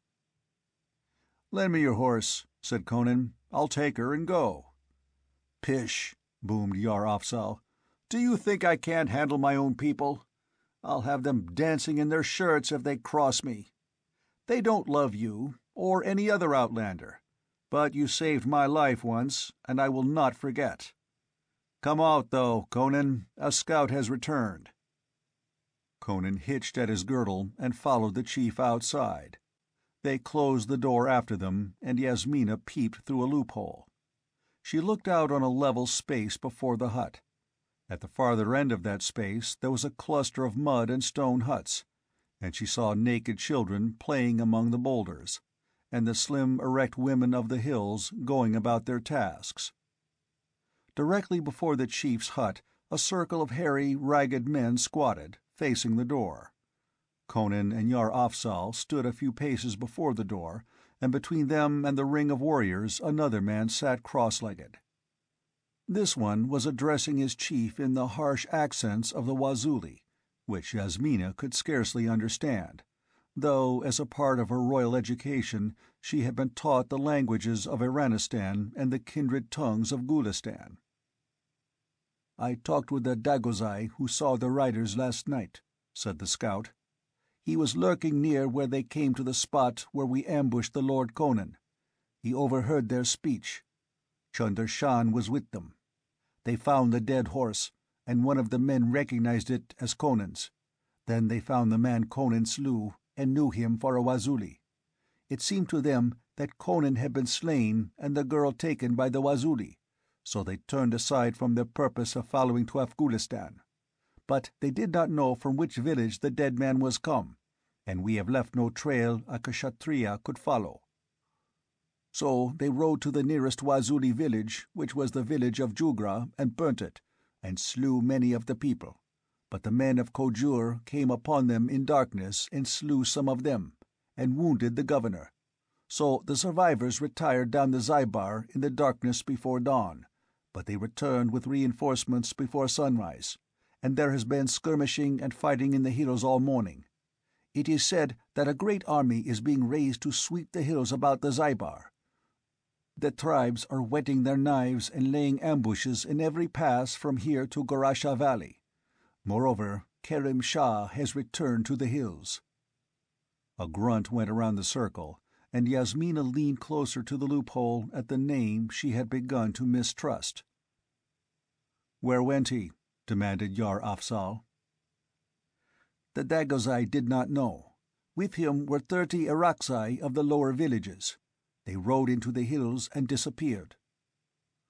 "These Araksai are jackals that follow a lion for crumbs," growled Yar Afzal. "They have been lapping up the coins Kerim Shah scatters among the border tribes to buy men like horses. I like him not, for all he is our kinsman from Iranistan." "He's not even that," said Conan. "I know him of old. He's an Hyrcanian, a spy of Yezdegerd's. If I catch him, I'll hang his hide to a tamarisk." "But the Kshatriyas," clamored the men in the semicircle. "Are we to squat on our haunches until they smoke us out? They will learn at last in which Wazuli village the Vench is held. We are not loved by the Zybari. They will help the Kshatriyas hunt us out." "Let them come," grunted Yar Afzal. "We can hold the defiles against a host." One of the men leapt up and shook his fist at Conan. "Are we to take all the risks while he reaps the rewards?" he howled. "Are we to fight his battles for him?" With a stride, Conan reached him and bent slightly to stare full into his hairy face. The Cimmerian had not drawn his long knife, but his left hand grasped the scabbard, jutting the hilt suggestively forward. "I ask no man to fight my battles," he said softly. "Draw your blade if you dare, you yapping dog." The Wazuli started back, snarling like a cat. "Dare to touch me, and here are 50 men to rend you apart!" he screeched. "What?" roared Yar Afzal, his face purpling with wrath. His whiskers bristled, his belly swelled with his rage. "Are you chief of Kurum? Do the Wazulis take orders from Yar Afzal, or from a low-bred cur?" The man cringed before his invincible chief, and Yar Afzal, striding up to him, seized him by the throat and choked him until his face was turning black. Then he hurled the man savagely against the ground and stood over him with his tulwar in his hand. "Is there any who questions my authority?" he roared, and his warriors looked down sullenly as his bellicose glare swept their semicircle. Yar Afzal grunted scornfully and sheathed his weapon with a gesture that was the apex of insult. Then he kicked the fallen agitator with a concentrated vindictiveness that brought howls from his victim. "Get down the valley to the watchers on the heights and bring word if they have seen anything," commanded Yar Afzal, and the man went, shaking with fear and grinding his teeth with fury. Yar Afzal then seated himself ponderously on a stone, growling in his beard. Conan stood near him, legs braced apart, thumbs hooked in his girdle, narrowly watching the assembled warriors. They stared at him sullenly, not daring to brave Yar Afzal's fury, but hating the foreigner as only a hillman can hate. "Now listen to me, you sons of nameless dogs, while I tell you what the Lord Conan and I have planned to fool the Kshatriyas." The boom of Yar Afzal's bull-like voice followed the discomfited warrior as he slunk away from the assembly. The man passed by the cluster of huts, where women who had seen his defeat laughed at him and called stinging comments, and hastened on along the trail that wound among spurs and rocks toward the valley head. Just as he rounded the first turn that took him out of sight of the village, he stopped short, gaping stupidly. He had not believed it possible for a stranger to enter the valley of Kurum without being detected by the hawk-eyed watchers along the heights. Yet a man sat cross-legged on a low ledge beside the path, a man in a camel-hair robe and a green turban. The Wazuli's mouth gaped for a yell, and his hand leapt to his knife-hilt. But at that instant his eyes met those of the stranger, and the cry died in his throat. His fingers went limp. He stood like a statue, his own eyes glazed and vacant. For minutes the scene held motionless. Then the man on the ledge drew a cryptic symbol in the dust on the rock with his forefinger. The Wazuli did not see him place anything within the compass of that emblem, but presently something gleamed there, a round, shiny black ball that looked like polished jade. The man in the green turban took this up and tossed it to the Wazuli, who mechanically caught it. "Carry this to Yar Afzal," he said, and the Wazuli turned like an automaton and went back along the path, holding the black jade ball in his outstretched hand. He did not even turn his head to the renewed jeers of the women as he passed the huts. He did not seem to hear. The man on the ledge gazed after him with a cryptic smile. A girl's head rose above the rim of the ledge, and she looked at him with admiration and a touch of fear that had not been present the night before. "Why did you do that?" she asked. He ran his fingers through her dark locks caressingly. "Are you still dizzy from your flight on the horse of air that you doubt my wisdom?" he laughed. "As long as Yar Afzal lives, Conan will bide safe among the Wazuli fighting men. Their knives are sharp, and there are many of them. What I plot will be safer, even for me, than to seek to slay him and take her from among them. It takes no wizard to predict what the Wazulis will do, and what Conan will do, when my victim hands the globe of Yazud to the chief of Kurum." Back before the hut, Yar Afzal halted in the midst of some tirade, surprised and displeased to see the man he had sent up the valley, pushing his way through the throng. "I bade you to go to the Watchers," the chief bellowed. "You have not had time to come from them." The other did not reply. He stood woodenly, staring vacantly into the chief's face, his palm outstretched holding the jade ball. Conan, looking over Yar Afzal's shoulder, murmured something and reached to touch the chief's arm, but as he did so, Yar Afzal, in a paroxysm of anger, struck the man with his clenched fist and felled him like an ox. As he fell, the jade sphere rolled to Yar Afzal's foot, and the chief, seeming to see it for the first time, bent and picked it up. The men, staring perplexedly at their senseless comrade, saw their chief bend, but they did not see what he picked up from the ground. Yar Afzal straightened, glanced at the jade, and made a motion to thrust it into his girdle. "Carry that fool to his hut," he growled. "He has the look of a lotus-eater. He returned me a blank stare. I... In his right hand, moving toward the girdle, he had suddenly felt movement where movement should not be. His voice died away as he stood and glared at nothing, and inside his clenched right hand he felt the quivering of change, of motion, of life. He no longer held a smooth, shining sphere in his fingers, and he dared not look.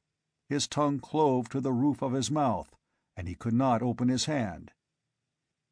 His astonished warriors saw Yar Afzal's eyes distend, the color ebb from his face. Then suddenly a bellow of agony burst from his bearded lips. He swayed and fell as if struck by lightning, his right arm tossed out in front of him. Face down he lay, and from between his opening fingers crawled a spider, a hideous, black, hairy-legged monster whose body shone like black jade. The men yelled and gave back suddenly, and the creature scuttled into a crevice of the rocks and disappeared. The warriors started up, glaring wildly, and a voice rose above their clamor, a far, carrying voice of command which came from none knew where. Afterward, each man there, who still lived, denied that he had shouted, but all there heard it. "Yar Afzal is dead! Kill the Outlander!" That shout focused their whirling minds as one. Doubt, bewilderment, and fear vanished in the uproaring surge of the bloodlust. A furious yell rent the skies as the tribesmen responded instantly to the suggestion. They came headlong across the open space, cloaks flapping, eyes blazing, knives lifted. Conan's action was as quick as theirs. As the voice shouted, he sprang for the hut door. But they were closer to him than he was to the door, and with one foot on the sill he had to wheel and parry the swipe of a yard-long blade. He split the man's skull, ducked another swinging knife and gutted the wielder, felled a man with his left fist and stabbed another in the belly, and heaved back mightily against the closed door with his shoulders. Hacking blades were nicking chips out of the jambs about his ears, but the door flew open under the impact of his shoulders, and he went stumbling backward into the room. A bearded tribesman, thrusting with all his fury as Conan sprang back, overreached and pitched head first through the doorway. Conan stopped, grasped the slack of his garments and hauled him clear, and slammed the door in the faces of the men who came surging into it. Bones snapped under the impact, and the next instant Conan slammed the bolts into place and whirled with desperate haste to meet the man who sprang from the floor and tore into action like a madman. Yasmina cowered in a corner, staring in horror as the two men fought back and forth across the room, almost trampling her at times.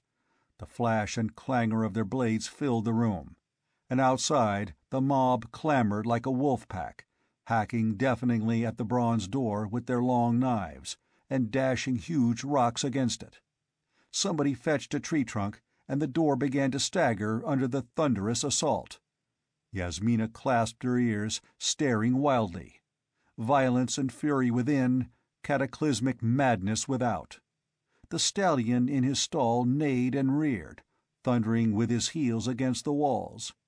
He wheeled and launched his hoofs through the bars just as the tribesman, backing away from Conan's murderous swipes, stumbled against them. His spine cracked in 3 places like a rotten branch, and he was hurled headlong against the Cimmerian, bearing him backward so that they both crashed to the beaten floor. Yasmina cried out and ran forward. To her dazed sight, it seemed that both were slain. She reached them just as Conan threw aside the corpse and rose. She caught his arm, trembling from head to foot. "Oh, you live! I thought you were dead." He glanced down at her quickly, into the pale, upturned face and the wide, staring dark eyes. "Why are you trembling?" he demanded. "Why should you care if I live or die?" A vestige of her poise returned to her, and she drew away, making a rather pitiful attempt at playing the diva. "You are preferable to those wolves howling without," she answered, gesturing toward the door, the stone sill of which was beginning to splinter away. "That won't hold long," he muttered, then turned and went swiftly to the stall of the stallion. Yasmina clenched her hands and caught her breath as she saw him tear aside the splintered bars and go into the stall with the maddened beast. The stallion reared above him, neighing terribly, hoofs lifted, eyes and teeth flashing and ears laid back. But Conan leapt and caught his mane with a display of sheer strength that seemed impossible, and dragged the beast down on his forelegs. The steed snorted and quivered, but stood still while the man bridled him and clapped on the gold-worked saddle with the wide silver stirrups. Wheeling the beast around in the stall, Conan called quickly to Yasmina, and the girl came, sidling nervously past the stallion's heels. Conan was working at the stone wall, talking swiftly as he worked. "A secret door in the wall here, that not even the Wazuli know about. Yar Afzal showed it to me once when he was drunk. It opens out into the mouth of the ravine behind the hut. Ha!" As he tugged at a projection that seemed casual, a whole section of the wall slid back on oiled iron runners. Looking through, the girl saw a narrow defile opening in a sheer stone cliff within a few feet of the hut's back wall. Then Conan sprang into the saddle and hauled her up before him. Behind them, the great door groaned like a living thing and crashed in, and a yell rang to the roof as the entrance was instantly flooded with hairy faces and knives in hairy fists. And then the great stallion went through the wall like a javelin from a catapult, and thundered into the defile, running low, foam flying from the bit rings. That move came as an absolute surprise to the Wazulis. It was a surprise, too, to those stealing down the ravine. It happened so quickly, the hurricane-like charge of the great horse, that a man in a green turban was unable to get out of the way. He went down under the frantic hoofs, and a girl screamed. Conan got one glimpse of her as they thundered by, a slim, dark girl in silk trousers and a jeweled breastband, flattening herself against the ravine wall. Then the black horse and his riders were gone up the gorge like the spume blown before a storm, and the men who came tumbling through the wall into the defile after them met that which changed their yells of bloodlust to shrill screams of fear and death. Chapter 6. The Mountain of the Black Seers. Where now? Yasmina was trying to sit erect on the rocking saddle-bow, clutching her captor. She was conscious of a recognition of shame that she should not find unpleasant the feel of his muscular flesh under her fingers. "To Afghulistan," he answered. "It's a perilous road, but the stallion will carry us easily, unless we fall in with some of your friends, or my tribal enemies. Now that Yar Afzal is dead, those damned Wazulis will be on our heels. I'm surprised we haven't sighted them behind us already." "Who is that man you rode down?" she asked. "I don't know. I never saw him before. He's no ghoulie, that's certain. What the devil he was doing there is more than I can say. There was a girl with him, too." "Yes." Her gaze was shadowed. "I cannot understand that. That girl was my maid Gitara. Do you suppose she was coming to aid me? That the man was a friend? If so, the Wazulis have captured them both." "Well," he answered, "there's nothing we can do. If we go back, they'll skin us both. I can't understand how a girl like that could get this far into the mountains with only one man, and he a robed scholar, for that's what he looked like. There's something infernally queer in all this. That fellow Yar Afzal beat and sent away. He moved like a man walking in his sleep. I've seen the priests of Zamora perform their abominable rituals in their forbidden temples, and their victims had a stare like that man. The priests looked into their eyes and muttered incantations, and then the people became the walking dead men, with glassy eyes, doing as they were ordered. And then I saw what the fellow had in his hand, which Yar Afzal picked up. It was like a big black jade bead, such as the temple girls of Yazud wear when they dance before the black stone spider which is their god. Yar Afzal held it in his hand, and he didn't pick up anything else. Yet when he fell dead, a spider, like the god at Yazud, only smaller, ran out of his fingers. And then, when the Wazuli stood uncertain there, a voice cried out for them to kill me, and I know that voice didn't come from any of the warriors, nor from the women who watched by the huts. It seemed to come from above." Yasmina did not reply. She glanced at the stark outlines of the mountains all about them and shuddered. Her soul shrank from their gaunt brutality. This was a grim, naked land where anything might happen. Age-old traditions invested it with shuddery horror for anyone born in the hot, luxuriant southern plains. The sun was high, beating down with fierce heat, yet the wind that blew in fitful gusts seemed to sweep off slopes of ice. Once she heard a strange rushing above them that was not the sweep of the wind, and from the way Conan looked up, she knew it was not a common sound to him either. She thought that a strip of the cold blue sky was momentarily blurred, as if some all but invisible object had swept between it and herself, but she could not be sure. Neither made any comment, but Conan loosened his knife in his scabbard. They were following a faintly marked path dipping down into ravines so deep the sun never struck bottom, laboring up steep slopes where loose shale threatened to slide from beneath their feet, and following knife-edge ridges with blue-hazed echoing depths on either hand. The sun had passed its zenith when they crossed a narrow trail winding among the crags. Conan reined the horse aside and followed it southward, going almost at right angles to their former course. "A Galzai village is at one end of this trail," he explained. "Their women follow it to a well for water. You need new garments." Glancing down at her filmy attire, Yasmina agreed with him. Her cloth of gold slippers were in tatters, her robes and silken undergarments torn to shreds that scarcely held together decently. Garments meant for the streets of Peshkari were scarcely appropriate for the crags of the Hymelians. Coming to a crook in the trail, Conan dismounted, helped Yasmina down and waited. Presently he nodded, though she heard nothing. "A woman coming along the trail," he remarked. In sudden panic she clutched his arm. "You will not kill her?" "I don't kill women ordinarily," he grunted, "though some of the hill women are she-wolves." "No," he grinned as at a huge jest. "By Crom, I'll pay for her clothes. How is that?" He displayed a large handful of gold coins, and replaced all but the largest. She nodded, much relieved.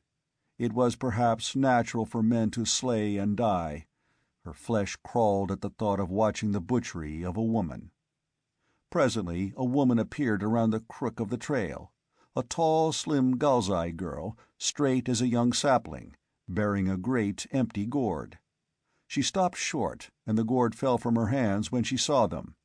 She wavered as though to run, then realized that Conan was too close to her to allow her to escape, and so stood still, staring at them with a mixed expression of fear and curiosity. Conan displayed the gold coin.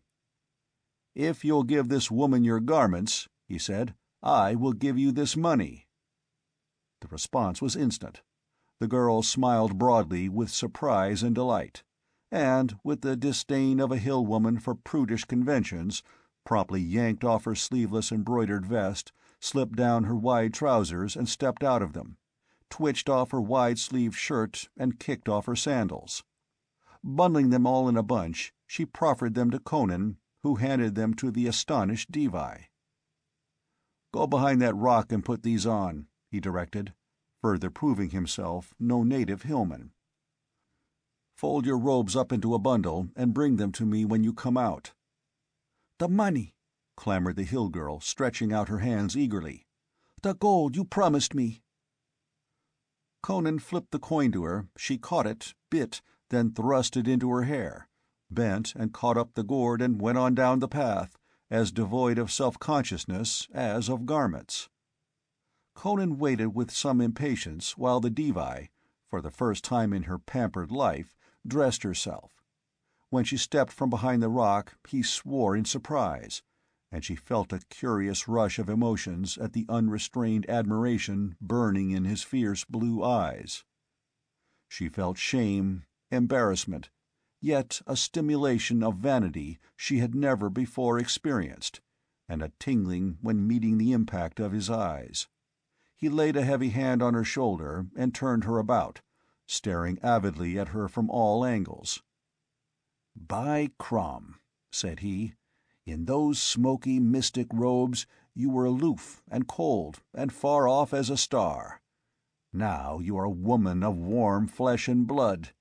You went behind that rock as the Devi of Vendhya, and you come out as a hill girl, though 1,000 times more beautiful than any wench of the Zybar.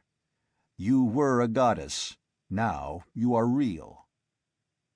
He spanked her resoundingly, and she, recognizing this as merely another expression of admiration, did not feel outraged. It was indeed as if the changing of her garments had wrought a change in her personality. The feelings and sensations she had suppressed rose to domination in her now, as if the queenly robe she had cast off had been material shackles and inhibitions. But Conan, in his renewed admiration, did not forget that peril lurked all about them. The farther they drew away from the region of the Zybar, the less likely he was to encounter any Kshatriya troops. On the other hand, he had been listening all throughout their flight for sounds that would tell him the vengeful Wazulis of Kurum were on their heels. Swinging the Devi up, he followed her into the saddle and again reined the stallion westward. The bundle of garments she had given him he hurled over a cliff, to fall into the depths of a 1,000-foot gorge. "Why did you do that?" she asked. "Why did you not give them to the girl?" "The riders from Peshkari are combing these hills," he said. "They'll be ambushed and harried at every turn, and by way of reprisal they'll destroy every village they can take. They may turn westward any time. If they found a girl wearing your garments, they'd torture her into talking, and she might put them on my trail." "What will she do?" asked Yasmina. "Go back to her village and tell her people that a stranger attacked her," he answered. "She'll have them on our track all right, but she had to go on and get the water first. If she dared go back without it, they'd whip the skin off her. That gives us a long start. They'll never catch us. By nightfall, we'll cross the Afghuli border." "There are no paths or signs of human habitation in these parts," she commented. "Even for the Hymelians this region seems singularly deserted. We have not seen a trail since we left the one where we met the Galzai woman." For answer, he pointed to the northwest, where she glimpsed a peak in a notch of the crags. "Yimsha," grunted Conan. "The tribes build their villages as far from the mountains as they can." She was instantly rigid with attention. "Yimsha," she whispered. "The mountain of the Black Seers." "So they say. he answered. "This is as near as I ever approached it. I have swung north to avoid any Kshatriya troops that might be prowling through the hills. The regular trail from Kurum to Afghanistan lies farther south. This is an ancient one and seldom used." She was staring intently at the distant peak. Her nails bit into her pink palms. "How long will it take to reach Yimsha from this point?" "All the rest of the day and all night," he answered, and grinned. "Do you want to go there? By Crom, it's no place for an ordinary human, from what the hill people say." "Why do they not gather and destroy the devils that inhabit it?" she demanded. "Wipe out wizards with swords? Anyway, they never interfere with people, unless the people interfere with them. I never saw one of them, though I've talked with men who swore they had. They say they've glimpsed people from the tower among the crags at sunset or sunrise. Tall, silent men in black robes." "Would you be afraid to attack them?" "I?" The idea seemed a new one to him.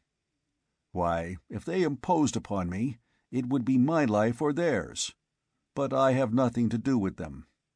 I came to these mountains to raise a following of human beings, not to war with wizards." Yasmina did not at once reply. She stared at the peak as at a human being, feeling all her anger and hatred stir in her bosom anew. And another feeling began to take dim shape. She had plotted to hurl against the masters of Yimsha, the man in whose arms she was now carried. Perhaps there was another way, besides the method she had planned to accomplish her purpose. She could not mistake the look that was beginning to dawn in this wild man's eyes as they rested on her. Kingdoms have fallen when a woman's slim white hands pulled the strings of destiny. Suddenly she stiffened, pointing. "Look!"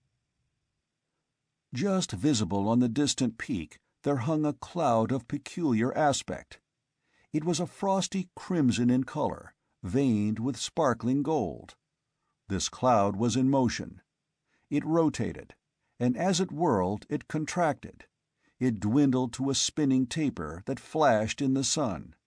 And suddenly it detached itself from the snow-tipped peak, floated out over the void like a gay-hued feather, and became invisible against the cerulean sky. "What could that have been?" asked the girl uneasily, as a shoulder of rock shut the distant mountain from view. The phenomenon had been disturbing, even in its beauty. "The hillmen call it Yimsha's carpet, whatever that means," answered Conan. "I've seen 500 of them running as if the devil were at their heels, to hide themselves in caves and crags, because they saw that crimson cloud float up from the peak." "What in—" They had advanced through a narrow, knife-cut gash between turreted walls and emerged upon a broad ledge, flanked by a series of rugged slopes on one hand and a gigantic precipice on the other. The dim trail followed this ledge, bent around a shoulder, and reappeared at intervals far below, working a tedious way downward. And emerging from the cut that opened upon the ledge, the black stallion halted short, snorting. Conan urged him on impatiently, and the horse snorted and threw his head up and down, quivering and straining, as if against an invisible barrier. Conan swore and swung off, lifting Yasmina down with him. He went forward, with a hand thrown out before him as if expecting to encounter unseen resistance, but there was nothing to hinder him, though when he tried to lead the horse it neighed shrilly and jerked back. Then Yasmina cried out, and Conan wheeled, hands starting to knife-hilt. Neither of them had seen him come, but he stood there, with his arms folded, a man in a camel-hair robe and a green turban. Conan grunted with surprise to recognize the man the stallion had spurned in the ravine outside the Wazuli village. "Who the devil are you?" he demanded. The man did not answer. Conan noticed that his eyes were wide, fixed, and of a peculiar luminous quality, and those eyes held his like a magnet. Kemsa's sorcery was based on hypnotism, as is the case with most Eastern magic. The way has been prepared for the hypnotist for untold centuries of generations who have lived and died in the firm conviction of the reality and power of hypnotism, building up by mass thought and practice a colossal though intangible atmosphere against which the individual, steeped in the traditions of the land, finds himself helpless. But Conan was not a son of the East. Its traditions were meaningless to him. He was the product of an utter alien atmosphere. Hypnotism was not even a myth in Cimmeria. The heritage that prepared a native of the East for submission to the mesmerist was not his. He was aware of what Khemsa was trying to do to him, but he felt the impact of the man's uncanny power only as a vague impulsion, a tugging and pulling that he could shake off as a man shakes spider-webs from his garments. Aware of hostility and black magic, he ripped out his long knife and lunged, as quick on his feet as a mountain lion. But hypnotism was not all of Khemsa's magic.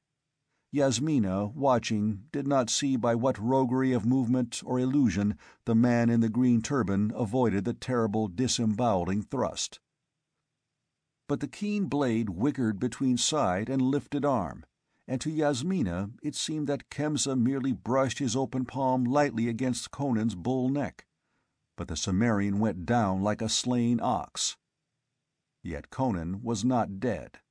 Breaking his fall with his left hand, he slashed at Khemsa's legs even as he went down, and the Raksha avoided the scythe-like swipe only by a most unwizardly bound backward. Then Yasmina cried out sharply as she saw a woman she recognized as Gitara glide out from among the rocks and come up to the man. The greeting died in the Devi's throat as she saw the malevolence in the girl's beautiful face. Conan was rising slowly, shaken and dazed by the cruel craft of that blow, which, delivered with an art forgotten of men before Atlantis sank, would have broken like a rotten twig the neck of a lesser man. Khemsa gazed at him cautiously and a trifle uncertainly. The Raksha had learned the full flood of his own power when he faced at bay the knives of the Madenwazulis in the ravine behind Kurum village. But the Cimmerian's resistance had perhaps shaken his new-found confidence a trifle. Sorcery thrives on success, not on failure. He stepped forward, lifting his hand, then halted as if frozen, head tilted back, eyes wide open, hand raised. In spite of himself, Conan followed his gaze, and so did the women, the girl cowering by the trembling stallion and the girl beside Khemsa. Down the mountain slopes, like a whirl of shining dust blown before the wind, a crimson conoid cloud came dancing. Khemsa's dark face turned ashen. His hand began to tremble, then sank to his side. The girl beside him, sensing the change in him, stared at him inquiringly. The crimson shape left the mountain slope and came down in a long, arching sweep. It struck the ledge between Conan and Khemsa, and the Raksha gave back with a stifled cry. He backed away, pushing the girl Gitara back with groping, fending hands. The crimson cloud balanced like a spinning top for an instant, whirling in a dazzling sheen on its point. Then, without warning, it was gone, vanished as a bubble vanishes when burst. There on the ledge stood 4 men. It was miraculous, incredible, impossible, yet it was true. They were not ghosts or phantoms. They were 4 tall men with shaven, vulture-like heads, and black robes that hid their feet. Their hands were concealed by their wide sleeves. They stood in silence, their naked heads nodding slightly in unison. They were facing Khemsa, but behind them Conan felt his own blood turning to ice in his veins. Rising, he backed stealthily away, until he could feel the stallion's shoulder trembling against his back, and the Devi crept into the shelter of his arm. There was no word spoken. Silence hung like a stifling pall. All 4 of the men in black robes stared at Khemsa. Their vulture-like faces were immobile, their eyes introspective and contemplative. But Kemsa shook like a man in an ague. His feet were braced on the rock, his calves straining as if in physical combat. Sweat ran in streams down his dark face. His right hand locked on something under his brown robe so desperately that the blood ebbed from that hand and left it white. His left hand fell on the shoulder of Gitara and clutched in agony, like the grasp of a drowning man. She did not flinch or whimper, though his fingers dug like talons into her firm flesh. Conan had witnessed hundreds of battles in his wild life, but never one like this, wherein 4 diabolical wills sought to beat down one lesser but equally devilish will that opposed them. But he only faintly sensed the monstrous quality of that hideous struggle. With his back to the wall, driven to bay by his former masters, Kemsa was fighting for his life with all the dark power, all the frightful knowledge they had taught him through long, grim years of neophytism and vassalage. He was stronger than even he had guessed, and the free exercise of his powers in his own behalf had tapped unsuspected reservoirs of forces, and he was nerved to super-energy by frantic fear and desperation. He reeled before the merciless impact of those hypnotic eyes, but he held his ground. His features were distorted into a bestial grin of agony, and his limbs were twisted as on a rack. It was a war of souls, of frightful brains steeped in lore forbidden to men for 1,000,000 years, of mentalities which had plumbed the abysses and explored the dark stars where spawned the shadows. Yasmina understood this better than did Conan, and she dimly understood why Kemsa could withstand the concentrated impact of those 4 hellish wills which might have blasted into atoms the very rock on which he stood. The reason was the girl that he clutched with the strength of his despair. She was like an anchor to his staggering soul, battered by the waves of those psychic emanations. His weakness was now his strength. His love for the girl, violent and evil though it might be, was yet a tie that bound him to the rest of humanity, providing an earthly leverage for his will, a chain that his inhuman enemies could not break, at least not break through Kemsa. They realized that before he did, and one of them turned his gaze from the Raksha full upon Gitara. There was no battle there. The girl shrank and wilted like a leaf in the drought. Irresistibly impelled, she tore herself from her lover's arms before he realized what was happening. Then a hideous thing came to pass. She began to back toward the precipice, facing her tormentors, her eyes wide and blank as dark gleaming glass from behind which a lamp has been blown out. Kemsa groaned and staggered toward her, falling into the trap set for him. A divided mind could not maintain the unequal battle. He was beaten, a straw in their hands.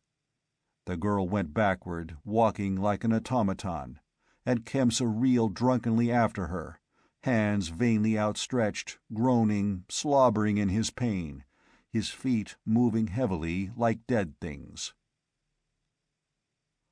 On the very brink she paused, standing stiffly, her heels on the edge, and he fell on his knees and crawled whimpering toward her, groping for her to drag her back from destruction.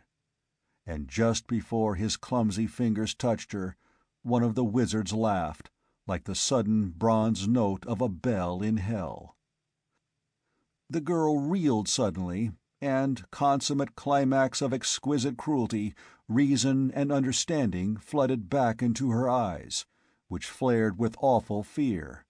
She screamed, clutched wildly at her lover's straining hand, and then, unable to save herself, fell headlong with a moaning cry. Kemsa hauled himself to the edge and stared over, haggardly, his lips working as he mumbled to himself. Then he turned and stared for a long minute at his torturers, with wide eyes that held no human light.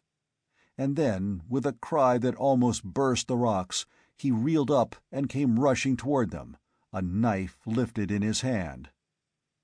One of the Rakshas stepped forward and stamped his foot, and as he stamped, there came a rumbling that grew swiftly to a grinding roar.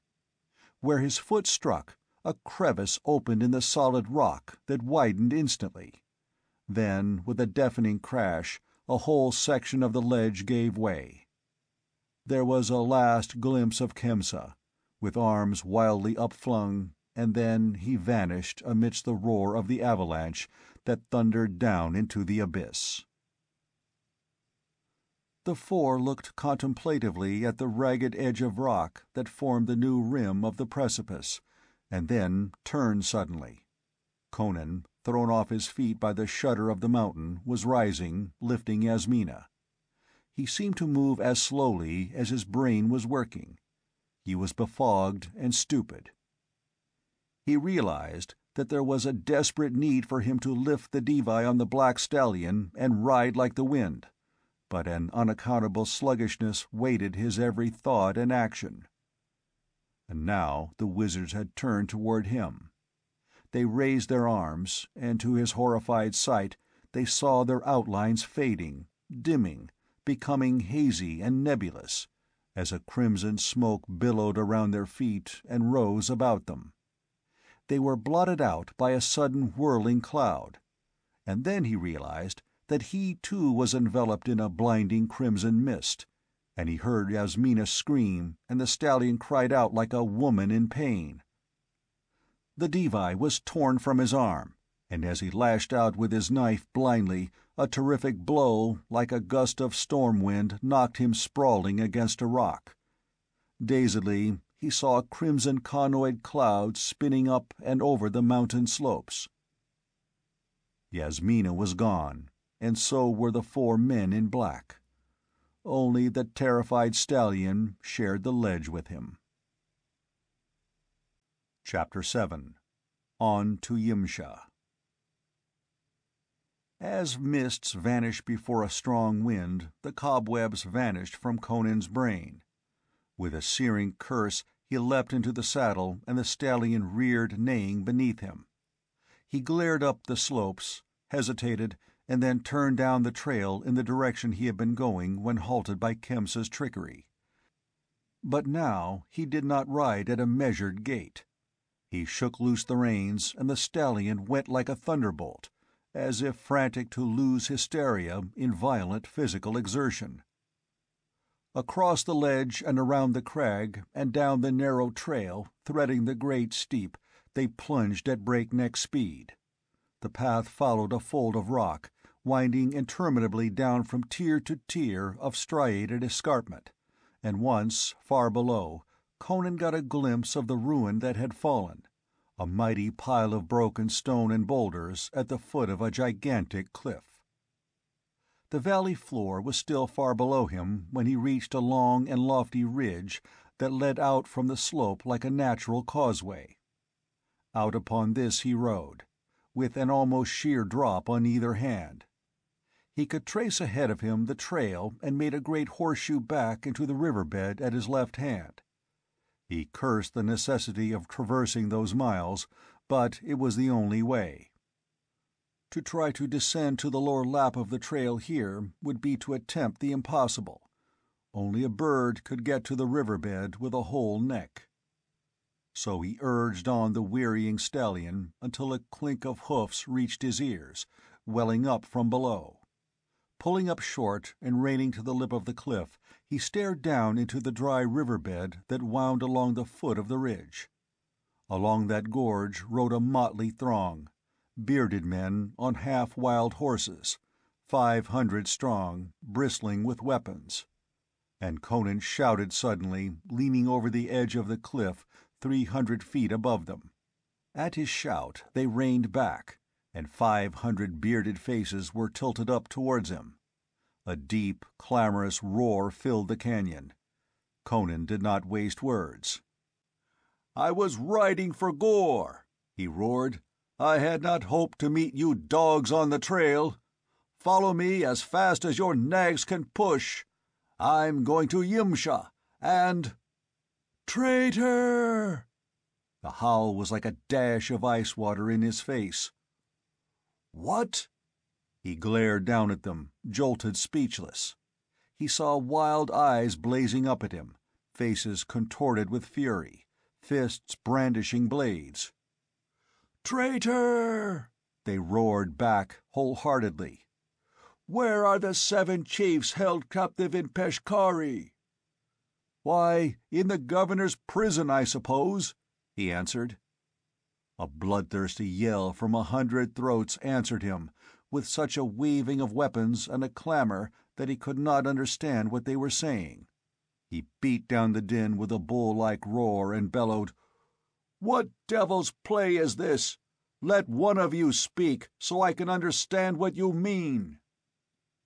A gaunt old chief elected himself to this position, shook his tulwar at Conan as a preamble, and shouted accusingly, "You would not let us go raiding Peshkari to rescue our brothers!"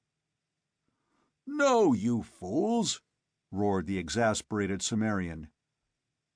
"Even if you'd breached the wall, which is unlikely, they'd have hanged the prisoners before you could reach them." "And you went alone to traffic with the governor!" yelled the Afghuli, working himself into a frothing frenzy. "Well?" "Where are the 7 chiefs?"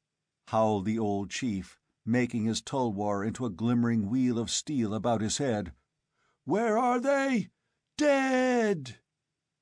"What?" Conan nearly fell off his horse in his surprise. "Aye, dead!" 500 bloodthirsty voices assured him. The old chief brandished his arms and got the floor again. "They were not hanged!" he screeched. "A Wazuli in another cell saw them die. The governor sent a wizard to slay them by craft." "That must be a lie," said Conan. "The governor would not dare. Last night I talked with him." The admission was unfortunate. A yell of hate and accusation split the skies. "Aye, you went to him alone, to betray us. It is no lie. The Wazuli escaped through the doors the wizard burst in his entry, and told the tale to our scouts whom we met in Zybar. They had been sent forth to search for you when you did not return. When they heard the Wazuli's tale, they returned with all haste to Gore, and we saddled our steeds and girt our swords." "And what do you fools mean to do?" demanded the Cimmerian. "To avenge our brothers!" they howled. "Death to the Kshatriyas! Slay him, brothers! He is a traitor!" Arrows began to rattle around him. Conan rose in his stirrups, striving to make himself heard above the tumult, and then, with a roar of mingled rage, defiance, and disgust, he wheeled and galloped back up the trail. Behind him and below him, the Afghulis came pelting, mouthing their rage, too furious even to remember that the only way they could reach the height whereon he rode was to traverse the riverbed in the other direction, make the broad bend, and follow the twisting trail up over the ridge. When they did remember this and turned back, their repudiated chief had almost reached the point where the ridge joined the escarpment. At the cliff, he did not take the trail by which he had descended, but turned off on another, a mere trace along a rock fault where the stallion scrambled for footing. He had not ridden far when the stallion snorted and shied back from something lying in the trail. Conan stared down on the travesty of a man, a broken, shredded, bloody heap that gibbered and gnashed splintered teeth. Impelled by some obscure reason, Conan dismounted and stood looking down at the ghastly shape, knowing that he was a witness of a thing miraculous and opposed to nature. The Raksha lifted his gory head, and his strange eyes, glazed with agony and approaching death, rested on Conan with recognition. "Where are they?" It was a racking croak, not even remotely resembling a human voice. "Gone back to their damnable castle on Yimsha," grunted Conan. "They took the Devi with them." "I will go," muttered the man. "I will follow them. They killed Gitara. I will kill them. The acolytes, the four of the Black Circle, the Master himself. Kill them all." He strove to drag his mutilated frame along the rock, but not even his indomitable will could animate that gory mass longer, where the splintered bones hung together only by torn tissue and ruptured fiber. "Follow them," raved Khemsa, drooling a bloody slaver. "Follow." "I'm going to," growled Conan. "I went to fetch my Afghulis, but they've turned on me. I'm going on to Yimsha alone. I'll have the Devi back if I have to tear down that damned mountain with my bare hands. I didn't think the governor would dare kill my headman when I had the Devi, but it seems he did. I'll have his head for that. She's no use to me now as a hostage, but—" "The curse of Yzil on them," gasped Khemsa. "Go, I am dying. Wait, take my girdle." He tried to fumble with a mangled hand at his tatters, and Conan, understanding what he sought to convey, bent and drew from about his gory waist a girdle of curious aspect. "Follow the golden vein through the abyss," muttered Khemsa. "Wear the girdle. I had it from a Stygian priest. It will aid you, though it failed me at last. Break the crystal globe with the 4 golden pomegranates. Beware of the Master's transmutations. I am going to Gitara. She is waiting for me in hell. Ay, Yaskilos Yar!" And so he died. Conan stared down at the girdle. The hair of which it was woven was not horsehair. He was convinced that it was woven of the thick black tresses of a woman. Set in the thick mesh were tiny jewels such as he had never seen before. The buckle was strangely made, in the form of a golden serpent head, flat, wedge-shaped, and scaled with curious art. A strong shudder shook Conan as he handled it, and he turned as though to cast it over the precipice. Then he hesitated, and finally buckled it about his waist, under the Beccariot girdle. Then he mounted and pushed on. The sun had sunk behind the crags. He climbed the trail in the vast shadow of the cliffs that was thrown out like a dark blue mantle over valleys and ridges far below. He was not far from the crest when, edging around the shoulder of a jutting crag, he heard the clink of shod hoofs ahead of him. He did not turn back. Indeed, so narrow was the path that the stallion could not have wheeled his great body upon it. He rounded the jut of the rock and came upon a portion of the path that broadened somewhat. A chorus of threatening yells broke on his ear, but his stallion pinned a terrified horse hard against the rock, and Conan caught the arm of the rider in an iron grip, checking the lifted sword in mid-air. "Karam Shah," muttered Conan, red glints smoldering luridly in his eyes. The Turanian did not struggle. They sat their horses almost breast to breast, Conan's fingers locking the other's sword-arm. Behind Karam Shah filed a group of lean Irakzai on gaunt horses. They glared like wolves, fingering bows and knives, but rendered uncertain because of the narrowness of the path and the perilous proximity of the abyss that yawned beneath them. "Where is the Devi?" demanded Karam Shah. "What's it to you, you Hyrcanian spy?" snarled Conan. "I know you have her," answered Karam Shah. "I was on my way northward with some tribesmen when we were ambushed by enemies in Shalazah Pass. Many of my men were slain, and the rest of us harried through the hills like jackals.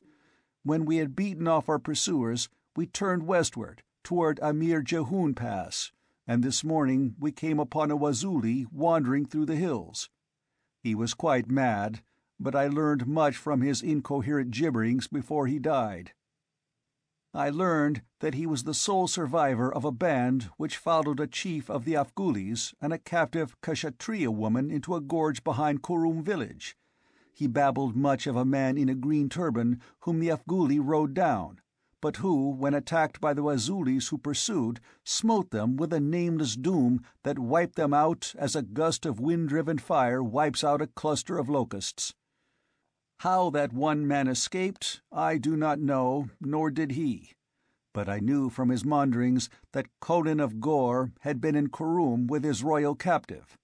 And as we made our way through the hills, we overtook a naked Galzai girl bearing a gourd of water, who told us a tale of having been stripped and ravished by a giant foreigner in the garb of an Afghuli chief, who, she said, gave her garments to a Vendian woman who accompanied him.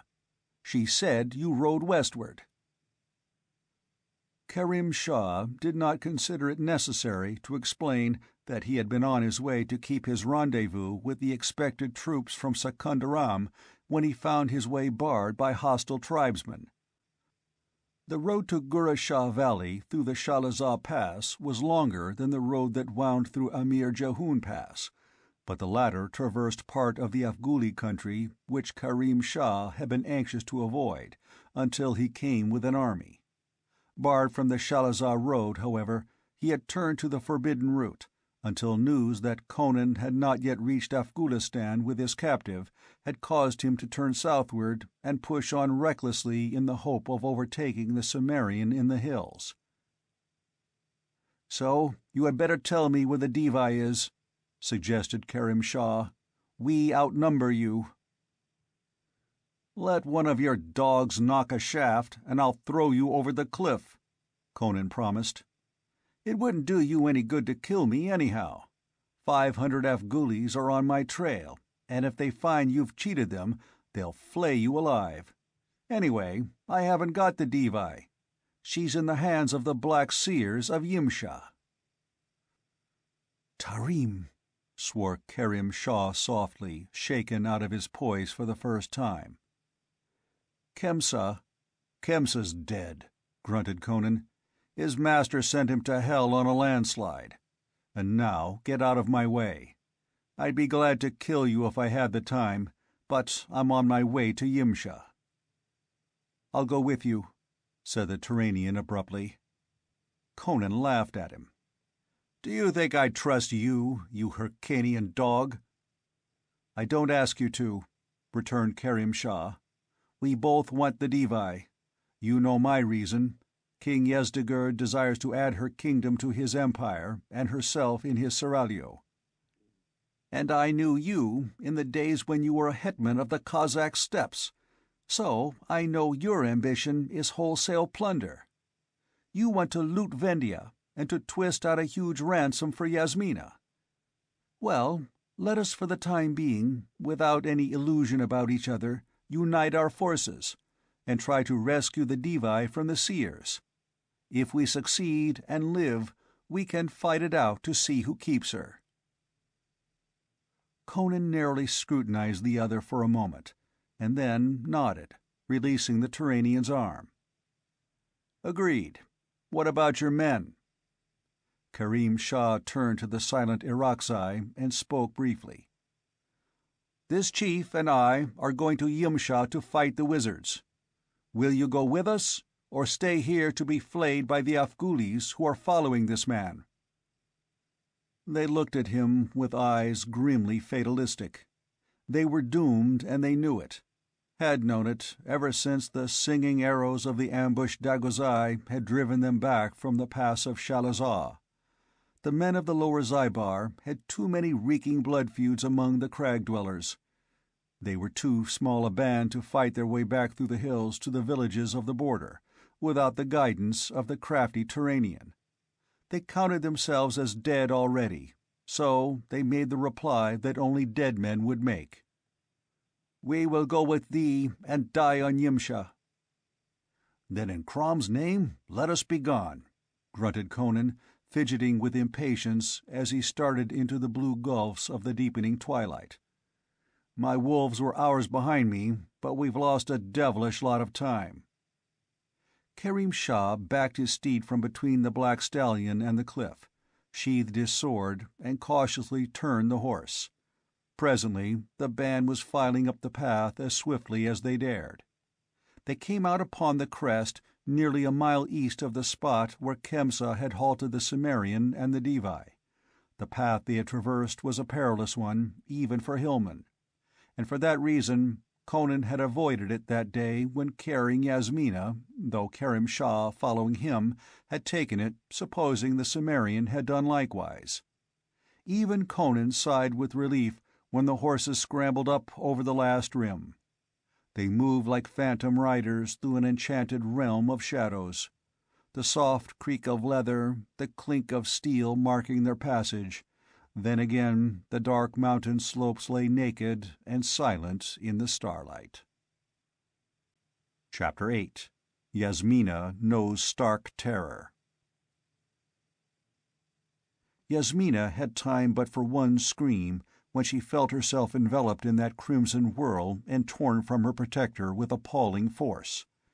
She screamed once, and then she had no breath to scream. She was blinded, deafened, rendered mute, and eventually senseless by the terrific rushing of the air about her. There was a dazed consciousness of dizzy height and numbing speed, a confused impression of natural sensations gone mad, and then vertigo and oblivion. A vestige of these sensations clung to her as she recovered consciousness, so she cried out and clutched wildly as though to stay a headlong and involuntary flight. Her fingers closed on soft fabric, and a relieving sense of stability pervaded her. She took cognizance of her surroundings. She was lying on a dais covered with black velvet. This dais stood in a great, dim room, whose walls were hung with dusky tapestries across which crawled dragons reproduced with repellent realism. Floating shadows merely hinted at the lofty ceiling, and gloom that lent itself to illusion lurked in the corners. There seemed to be neither windows nor doors in the walls, or else they were concealed by the nighted tapestries. Where the dim light came from, Yasmina could not determine. The great room was a realm of mysteries, or shadows, and shadowy shapes in which she could not have sworn to observe movement, yet which invaded her mind with a dim and formless terror. But her gaze fixed itself on a tangible object. On another, smaller dais of jet, a few feet away, a man sat cross-legged, gazing contemplatively at her. His long black velvet robe, embroidered with gold thread, fell loosely about him, masking his figure. His hands were folded in his sleeves. There was a velvet cap upon his head. His face was calm, placid, not unhandsome, his eyes lambent and slightly oblique. He did not move a muscle as he sat regarding her, nor did his expression alter when he saw she was conscious. Yasmina felt fear crawl like a trickle of ice water down her supple spine. She lifted herself on her elbows and stared apprehensively at the stranger. "Who are you?" she demanded. Her voice sounded brittle and inadequate. "I am the master of Yimsha." The tone was rich and resonant, like the mellow tones of a temple bell. "Why did you bring me here?" she demanded. "You were not seeking me?" "If you are one of the Black Seers, yes," she answered recklessly, believing that he could read her thoughts anyway. He laughed softly, and chills crawled up and down her spine again. "You would turn the wild children of the hills against the seers of Yimsha." He smiled. "I have read it in your mind, Princess. Your weak, human mind, filled with petty dreams of hate and revenge." "You slew my brother!" A rising tide of anger was vying with her fear. Her hands were clenched, her lithe body rigid. "Why did you persecute him? He never harmed you. The priests say the seers are above meddling in human affairs. Why did you destroy the king of Vendhya?"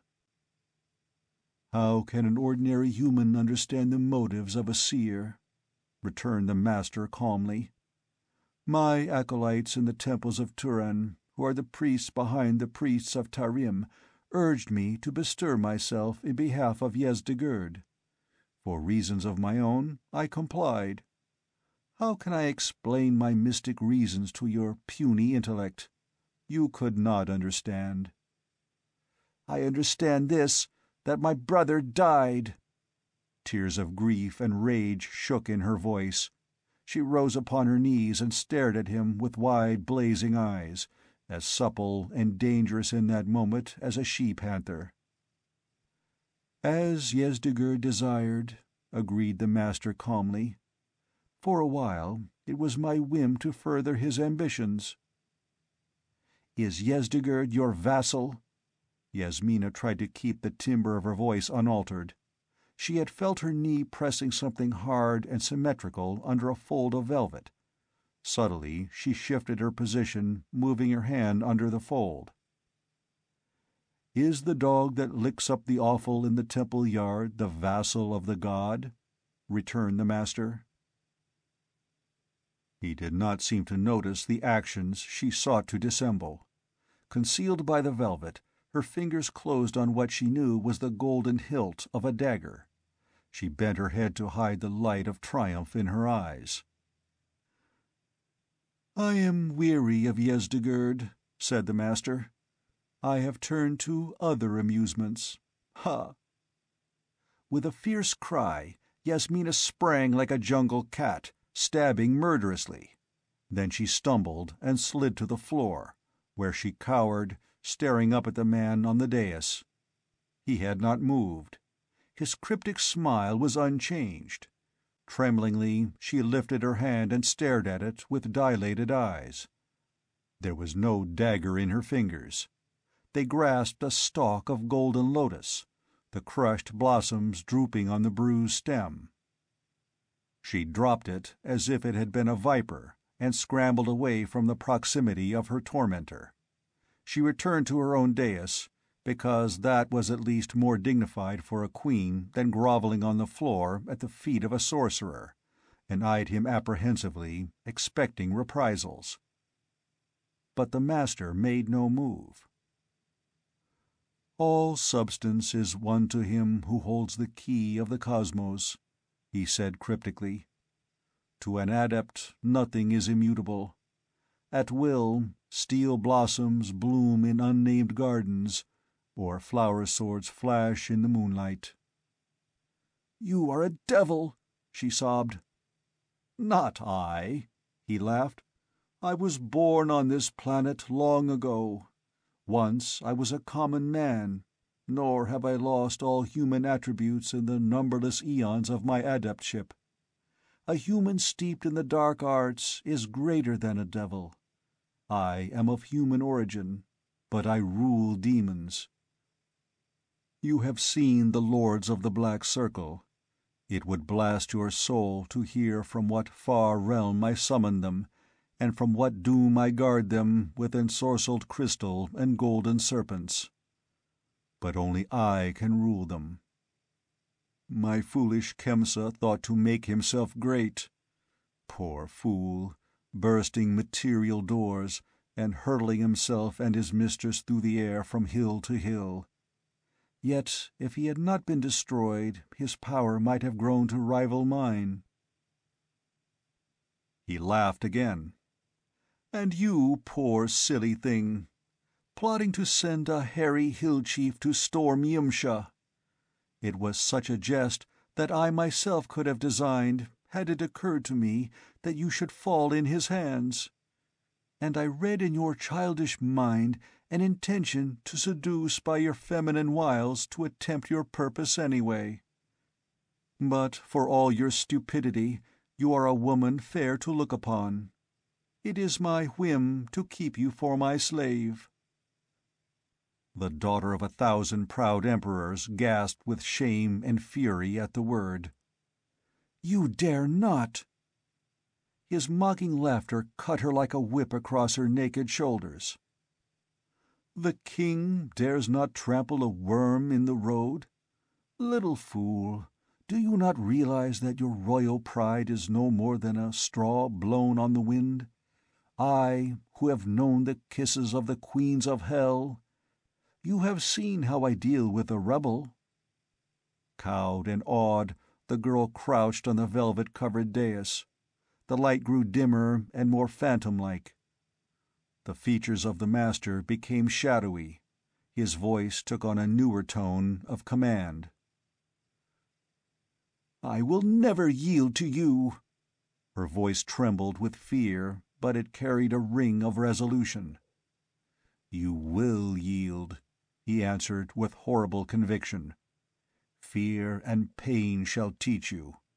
I will lash you with horror and agony to the last quivering ounce of your endurance, until you become as melted wax to be bent and molded in my hands as I desire. You shall know such discipline as no mortal woman ever knew, until my slightest command is to you as the unalterable will of the gods. And first, to humble your pride, you shall travel back through the lost ages and view all the shapes that have been you. Ai ye la cosa." At these words, the shadowy room swam before Yasmina's affrighted gaze. The roots of her hair prickled her scalp, and her tongue clove to her palate. Somewhere a gong sounded a deep, ominous note. The dragons on the tapestries glowed like blue fire, and then faded out. The master on his dais was but a shapeless shadow. The dim light gave way to soft, thick darkness, almost tangible, that pulsed with strange radiations. She could no longer see the master. She could see nothing. She had a strange sensation that the walls and ceiling had withdrawn immensely from her.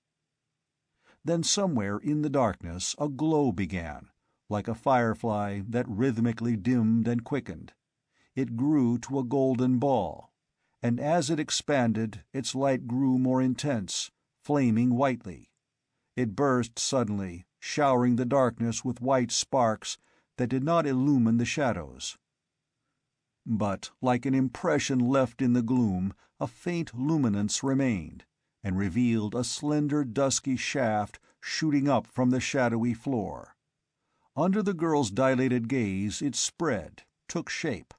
Stems and broad leaves appeared, and great, black, poisonous blossoms that towered above her as she cringed against the velvet. A subtle perfume pervaded the atmosphere. It was the dread figure of the Black Lotus that had grown up as she watched, and as it grows in the haunted, forbidden jungles of Kitai. The broad leaves were murmurous with evil life. The blossoms bent toward her like sentient things, nodding serpent-like on pliant stems. Etched against soft, impenetrable darkness it loomed over her, gigantic, blackly visible in some mad way. Her brain reeled with the drugging scent, and she sought to crawl from the dais. Then she clung to it as it seemed to be pitching at an impossible slant. She cried out with terror and clung to the velvet, but she felt her fingers ruthlessly torn away. There was a sensation as of all sanity and stability crumbling and vanishing. She was a quivering atom of sentiency, driven through a black, roaring, icy void by a thundering wind that threatened to extinguish her feeble flicker of animate life like a candle blown out in a storm. Then there came a period of blind impulse and movement, and when the atom that was she mingled and merged with myriad other atoms of spawning life in the yeasty morass of existence, molded by formative forces until she emerged again a conscious individual, whirling down an endless spiral of lives. In a mist of terror, she relived all her former existences, recognized and was again all the bodies that had carried her ego throughout the changing ages. She bruised her feet again over the long, weary road of life that stretched out behind her into the immemorial past. Back beyond the dimmest dawns of time she crouched shuddering in primordial jungles, hunted by slavering beasts of prey. Skin-clad, she waded thigh-deep in rice swamps, battling with squawking waterfowl for the precious grains. She labored with the oxen to drag the pointed stick through the stubborn soil, and she crouched endlessly over looms in peasant huts. She saw walled cities burst into flame, and fled screaming before the slayers. She reeled naked and bleeding over burning sands, dragged at the slaver's stirrup, and she knew the grip of hot, fierce hands on her writhing flesh, and the shame and agony of brutal lust. She screamed under the bite of the lash, and moaned on the rack. Mad with terror, she fought against the hands that forced her head inexorably down on the bloody block. She knew the agonies of childbirth, and the bitterness of love betrayed. She suffered all the woes and wrongs and brutalities that man has inflicted on woman throughout the eons, and she endured all the spite and malice of women for woman. And, like the flick of a fiery whip, throughout was the consciousness she retained of her devyship. She was all the women she had ever been, yet in her knowing she was Yasmina. This consciousness was not lost in the throes of reincarnation. At one and the same time, she was a naked slave-wench groveling under the whip, and the proud Devi of Vendia. And she suffered not only as the slave-girl suffered, but as Yasmina, to whose pride the whip was like a white, hot brand. Life merged into life in flying chaos, each with its own burden of woe and shame and agony, until she dimly heard her own voice screaming unbearably, like one long-drawn cry of suffering echoing down the ages. Then she awakened on the velvet-covered dais in the mystic room. In a ghostly grey light, she saw again the dais and the cryptic-robed figure seated upon it. The hooded head was bent, the high shoulders faintly etched against the uncertain dimness. She could make out no details clearly, but the hood, where the velvet cap had been, stirred a formless uneasiness in her. As she stared, there stole over her a nameless fear that froze her tongue to her palate, a feeling that it was not the master who sat so silently on that black dais. Then the figure moved and rose upright, towering above her. It stooped over her, and the long arms in their wide black sleeves bent about her. She fought against them in speechless fright, surprised by their lean hardness. The hooded head bent down toward her averted face, and she screamed and screamed again in poignant fear and loathing. Bony arms gripped her lithe body, and from that hood looked forth a countenance of death and decay, features like rotting parchment on a moldering skull. She screamed again, and then, as those champing, grinning jaws bent toward her lips, she lost consciousness. Chapter 9. The Castle of the Wizards. The sun had risen over the white Hymelian peaks. At the foot of a long slope, a group of horsemen halted and stared upward. High above them, a stone tower poised on the pitch of the mountainside. Beyond and above that gleamed the walls of a greater keep, near the line where the snow began that capped Yimsha's pinnacle. There was a touch of unreality about the whole, purple slopes pitching up to that fantastic castle, toy-like with distance, and above it the white glistening peak shouldering the cold blue. "We'll leave the horses here," grunted Conan. "That treacherous slope is safer for a man on foot. Besides, they're done." He swung down from the black stallion which stood with wide-braced legs and drooping head. They had pushed hard throughout the night, gnawing at scraps from saddlebags, and pausing only to give the horses the rest they had to have. "First tower is held by the acolytes of the Black Seers," said Conan. "Or so men say, watchdogs for their masters, lesser sorcerers. They won't sit sucking their thumbs as we climb this slope." Karam Shah glanced up the mountain, then back the way they had come. They were already far up Yimsha's side, and a vast expanse of lesser peaks and crags spread out beneath them. Among these labyrinths the Turanians sought in vain for a movement of color that would betray men. Evidently the pursuing Afghulis had lost their chief's trail in the night. "Let us go, then." They tied the weary horses in a clump of tamarisk, and without further comment turned up the slope.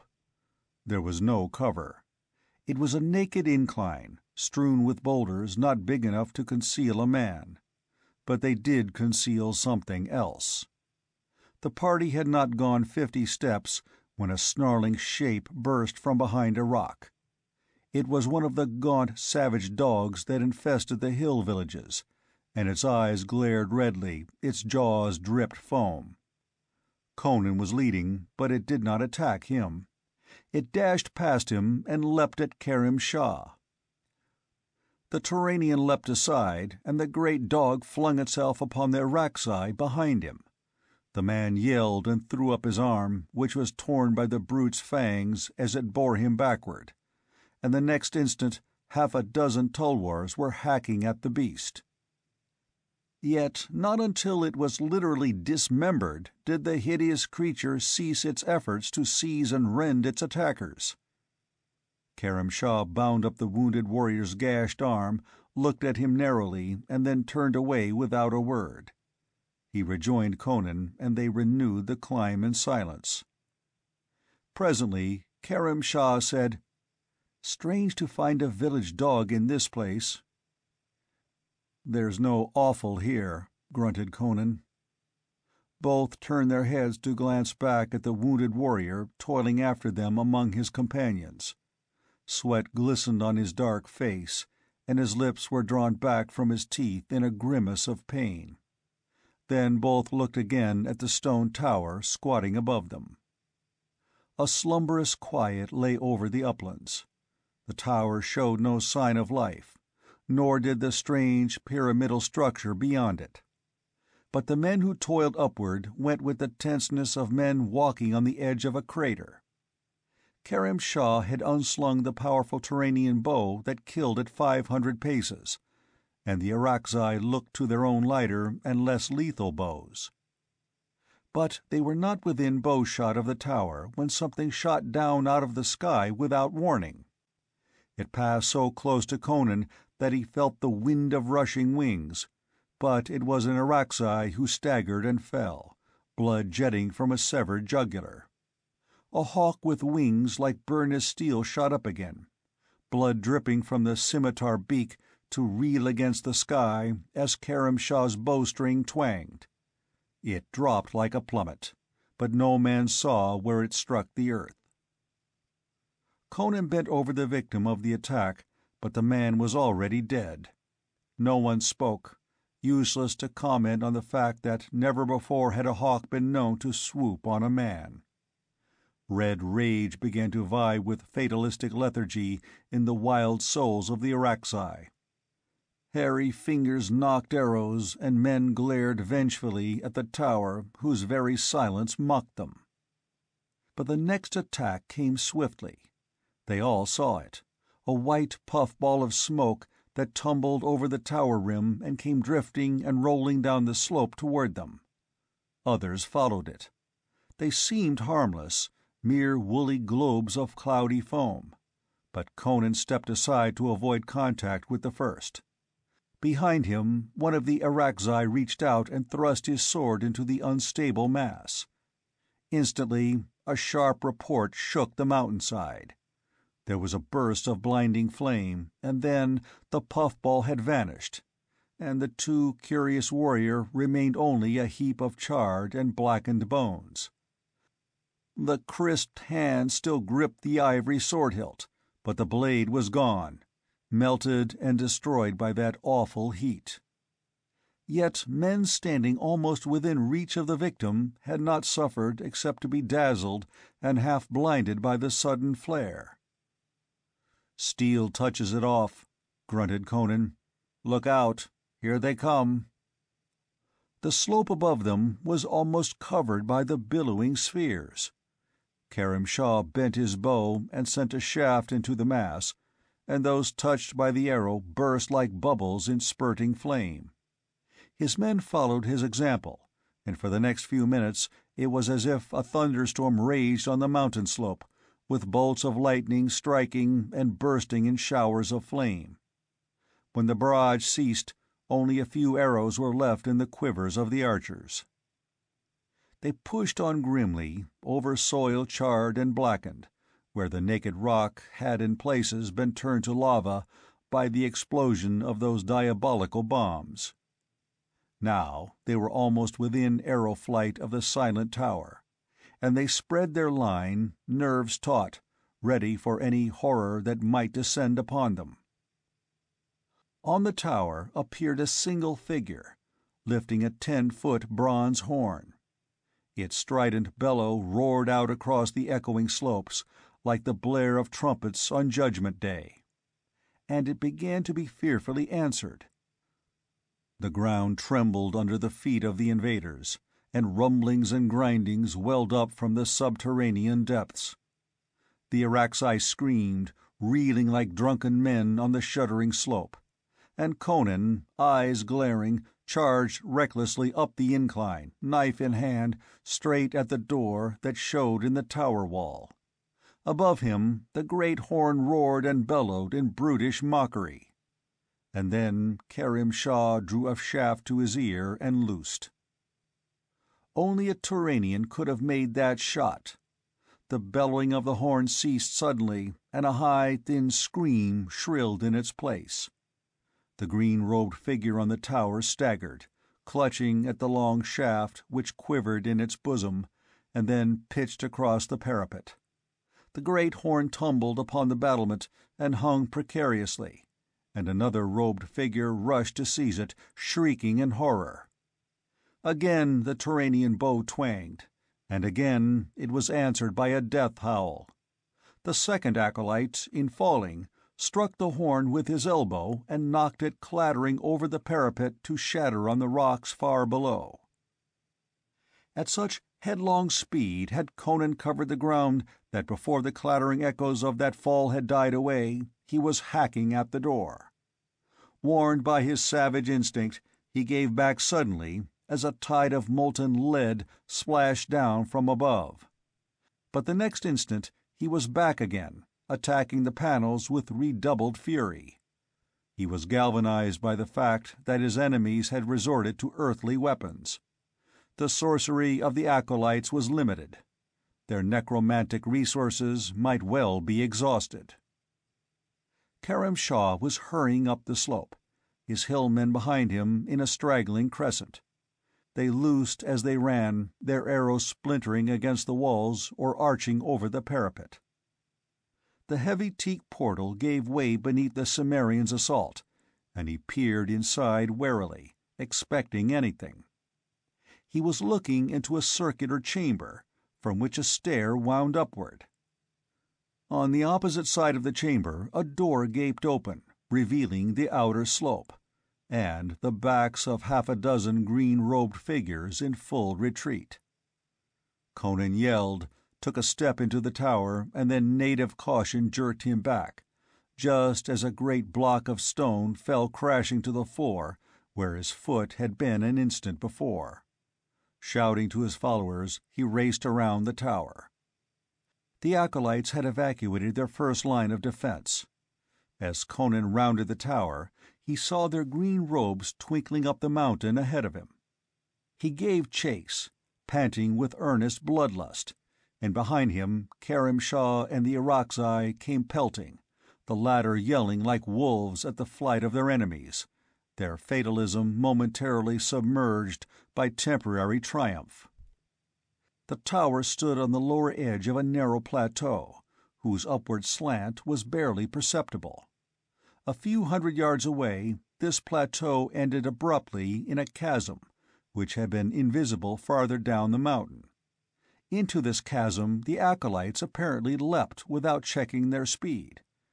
Their pursuers saw the green robes flutter and disappear over the edge. A few moments later, they themselves were standing on the brink of the mighty moat that cut them off from the castle of the Black Seers. It was a sheer-walled ravine that extended in either direction as far as they could see, apparently girdling the mountain, some 400 yards in width and 500 feet deep. And in it, from rim to rim, a strange, translucent mist sparkled and shimmered. Looking down, Conan grunted. Far below him, moving across the glimmering floor, which shone like burnished silver, he saw the forms of the green-robed acolytes. Their outline was wavering and indistinct, like figures seen under deep water. They walked in single file, moving toward the opposite wall. Karim Shah nocked an arrow and sent it singing downward. But when it struck the mist that filled the chasm, it seemed to lose momentum and direction, wandering widely from its course. "If they went down, so can we," grunted Conan, while Karim Shah stared after his shaft in amazement. "I saw them last at this spot." Squinting down, he saw something shining like a golden thread across the canyon floor far below. The acolytes seemed to be following this thread, and there suddenly came to him Kemsa's cryptic words. Follow the golden vein. On the brink, under his very hand as he crouched, he found it, a thin vein of sparkling gold, running from an outcropping of ore to the edge and down across the silvery floor. And he found something else, which had before been invisible to him because of the peculiar refraction of the light. The gold vein followed a narrow ramp which slanted down into the ravine, fitted with niches for hand and foothold. "Here's where they went down," he grunted to Karim Shah. "They're no adepts to waft themselves through the air. We'll follow them." It was at that instant that the man who had been bitten by the mad dog cried out horribly and leapt at Karim Shah, foaming and gnashing his teeth. The Turanian, quick as a cat on his feet, sprang aside, and the madman pitched head first over the brink. The others rushed to the edge and glared after him in amazement. The maniac did not fall plummet-like. He floated slowly down through the rosy haze like a man sinking in deep water. His limbs moved like a man trying to swim, and his features were purple and convulsed beyond the contortions of his madness. Far down at last on the shining floor his body settled and lay still. "There's death in that chasm," muttered Karim Shah, drawing back from the rosy mist that shimmered almost at his feet. "What now, Conan?" "On," answered the Cimmerian grimly. "Those acolytes are human. If the mist doesn't kill them, it won't kill me." He hitched his belt, and his hands touched the girdle Kemsa had given him. He scowled, then smiled bleakly. He had forgotten that girdle, yet thrice had death passed him by to strike another victim.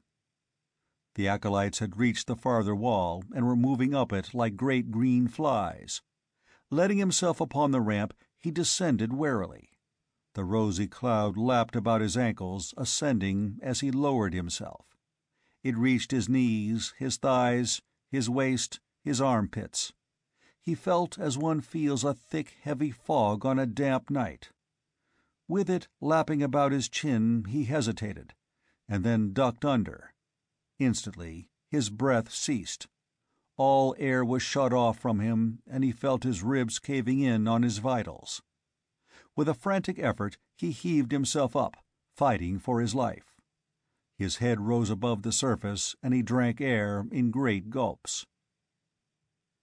Karim Shah leaned down toward him, spoke to him, but Conan neither heard nor heeded. Stubbornly, his mind fixed on what the dying Kemsa had told him.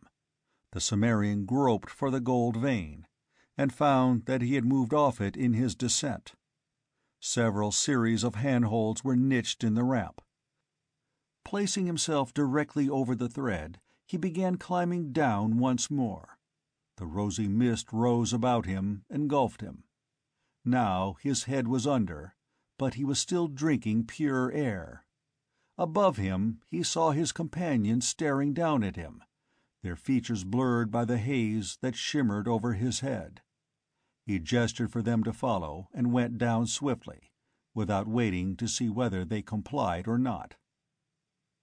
Kerim Shah sheathed his sword without comment and followed, and the Irakzai, more fearful of being left alone than of the terrors that might lurk below, scrambled after him. Each man clung to the golden thread as they saw the Cimmerian do. Down the slanting ramp they went to the ravine floor and moved out across the shining level, treading the gold vein like rope-walkers. It was as if they walked along an invisible tunnel through which air circulated freely. They felt death pressing in on them above and on either hand, but it did not touch them. The vein crawled up a similar ramp on the other wall, up which the acolytes had disappeared, and up it they went with taut nerves, not knowing what might be waiting for them among the jutting spurs of rock that fanged the lip of the precipice.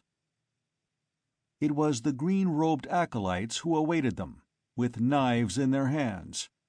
Perhaps they had reached the limits to which they could retreat. Perhaps the Stygian girdle about Conan's waist could have told why their necromantic spells had proven so weak and so quickly exhausted. Perhaps it was a knowledge of death decreed for failure that sent them leaping from among the rocks, eyes glaring and knives glittering, resorting in their desperation to material weapons. There, among the rocky fangs on the precipice lip, was no war of wizard-craft. It was a whirl of blades, where real steel bit and real blood spurted, where sinewy arms dealt forthright blows that severed quivering flesh, and men went down to be trodden underfoot as the fight raged over them. One of the Irakzai bled to death among the rocks, but the acolytes were down, slashed and hacked asunder, or hurled over the edge to float sluggishly down to the silver floor that shone so far below. Then the conquerors shook blood and sweat from their eyes and looked at one another. Conan and Kerim Shah still stood upright, and 4 of the Irakzai. They stood among the rocky teeth that serrated the precipice brink, and from that spot a path wound up a gentle slope to a broad stair, consisting of half a dozen steps 100 feet across, cut out of a green, jade-like substance. They led up to a broad stage or roofless gallery of the same polished stone, and above it rose, tier upon tier, the castle of the Black Seers.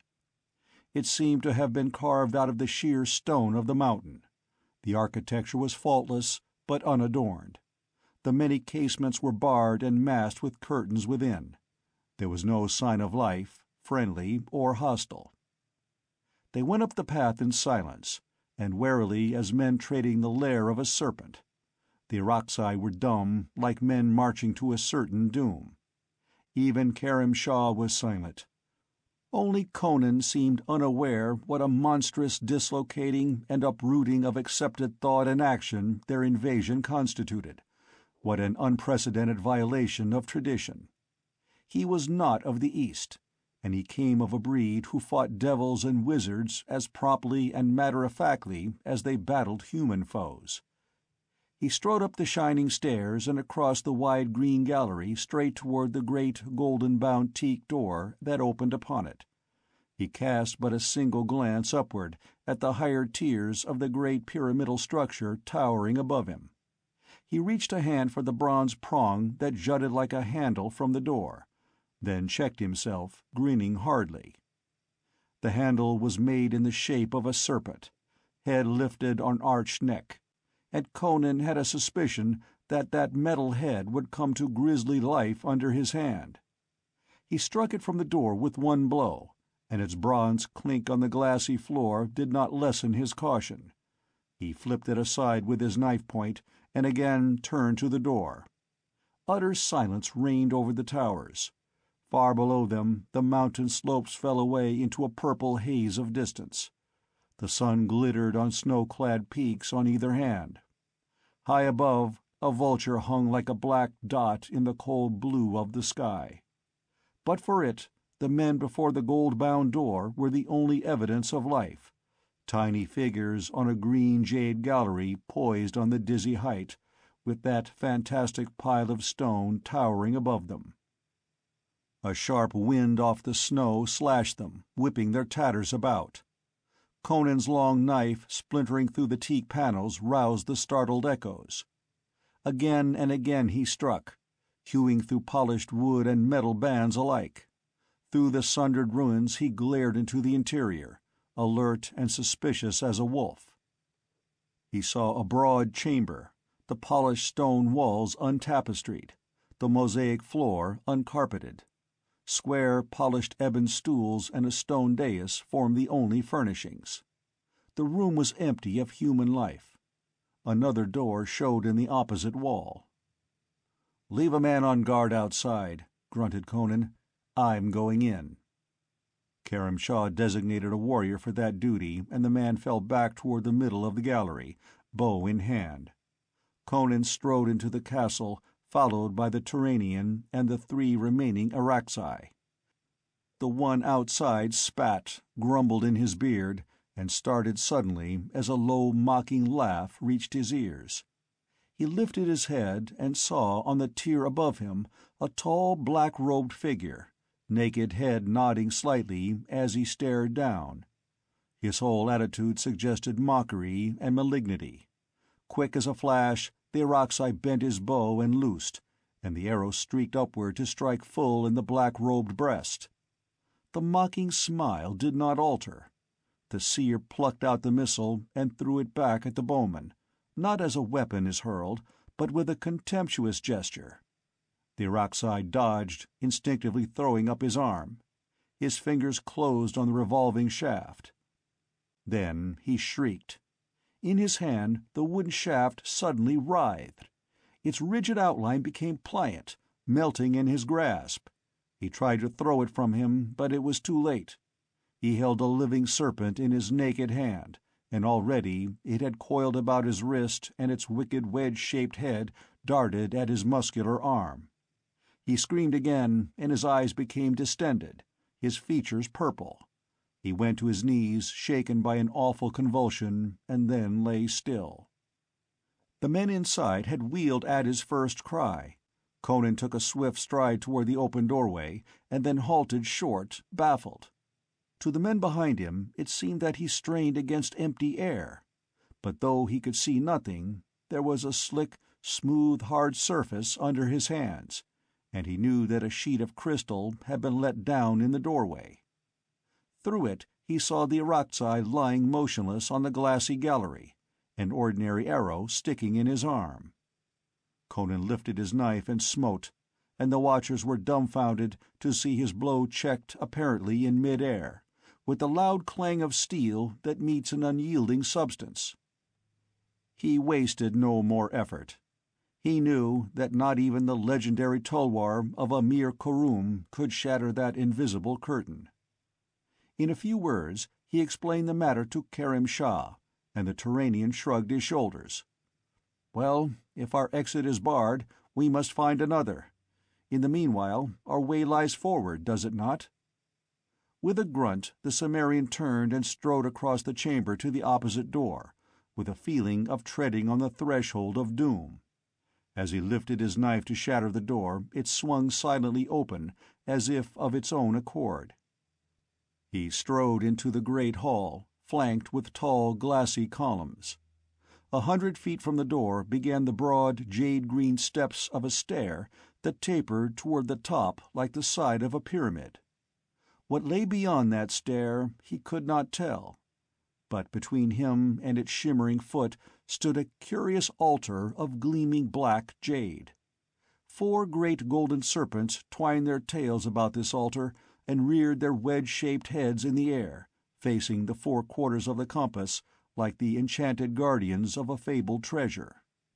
But on the altar, between the arching necks, stood only a crystal globe filled with a cloudy, smoke-like substance, in which floated 4 golden pomegranates. The sight stirred some dim recollection in his mind.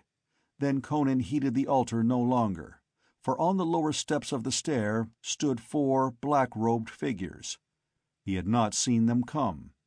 They were simply there, tall, gaunt, their vulture heads nodding in unison, their feet and hands hidden by their flowing garments. One lifted his arm, and the sleeve fell away, revealing his hand, and it was not a hand at all. Conan halted in mid-stride, compelled against his will. He had encountered a force differing subtly from Kemsa's mesmerism, and he could not advance, though he felt it in his power to retreat if he wished. His companions had likewise halted, and they seemed even more helpless than he, unable to move in either direction. The seer whose arm was lifted beckoned to one of the Irakzai, and the man moved toward him like one in a trance, eyes staring and fixed, blade hanging in limp fingers. As he pushed past Conan, the Cimmerian threw an arm across his breast to arrest him. Conan was so much stronger than the Irakzai that in ordinary circumstances he could have broken his spine between his hands. But now the muscular arm was brushed aside like straw, and the Irakzai moved toward the stair, treading jerkily and mechanically. He reached the steps and knelt stiffly, proffering his blade and bending his head. The seer took the sword. It flashed as he swung it up and down. The Irakzai's head tumbled from his shoulders and thudded heavily on the black marble floor. An arch of blood jetted from the severed arteries, and the body slumped over and lay with arms spread wide. Again a malformed hand lifted and beckoned, and another Irakzai stumbled stiffly to his doom. The ghastly drama was reenacted, and another headless form lay beside the first. As the third tribesman clumped his way past Conan to his death, the Cimmerian, his veins bulging in his temples with his efforts to break past the unseen barrier that held him, was suddenly aware of allied forces, unseen but waking into life about him. This realization came without warning, but so powerfully that he could not doubt his instinct. His left hand slid involuntarily under his Becariot belt and closed on the Stygian girdle, and as he gripped it he felt new strength flood his numbed limbs. The will to live was a pulsing white-hot fire, matched by the intensity of his burning rage.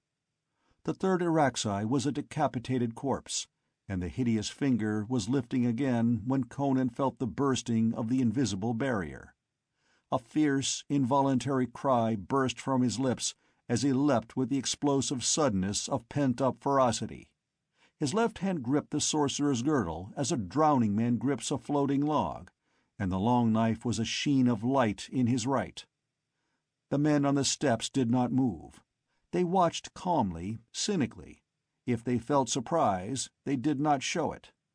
Conan did not allow himself to think what might chance when he came within knife reach of them. His blood was pounding in his temples. A mist of crimson swam before his sight. He was afire with the urge to kill, to drive his knife deep into flesh and bone, and twist the blade in blood and entrails. Another dozen strides would carry him to the steps where the sneering demon stood. He drew his breath deep, his fury rising redly as his charge gathered momentum.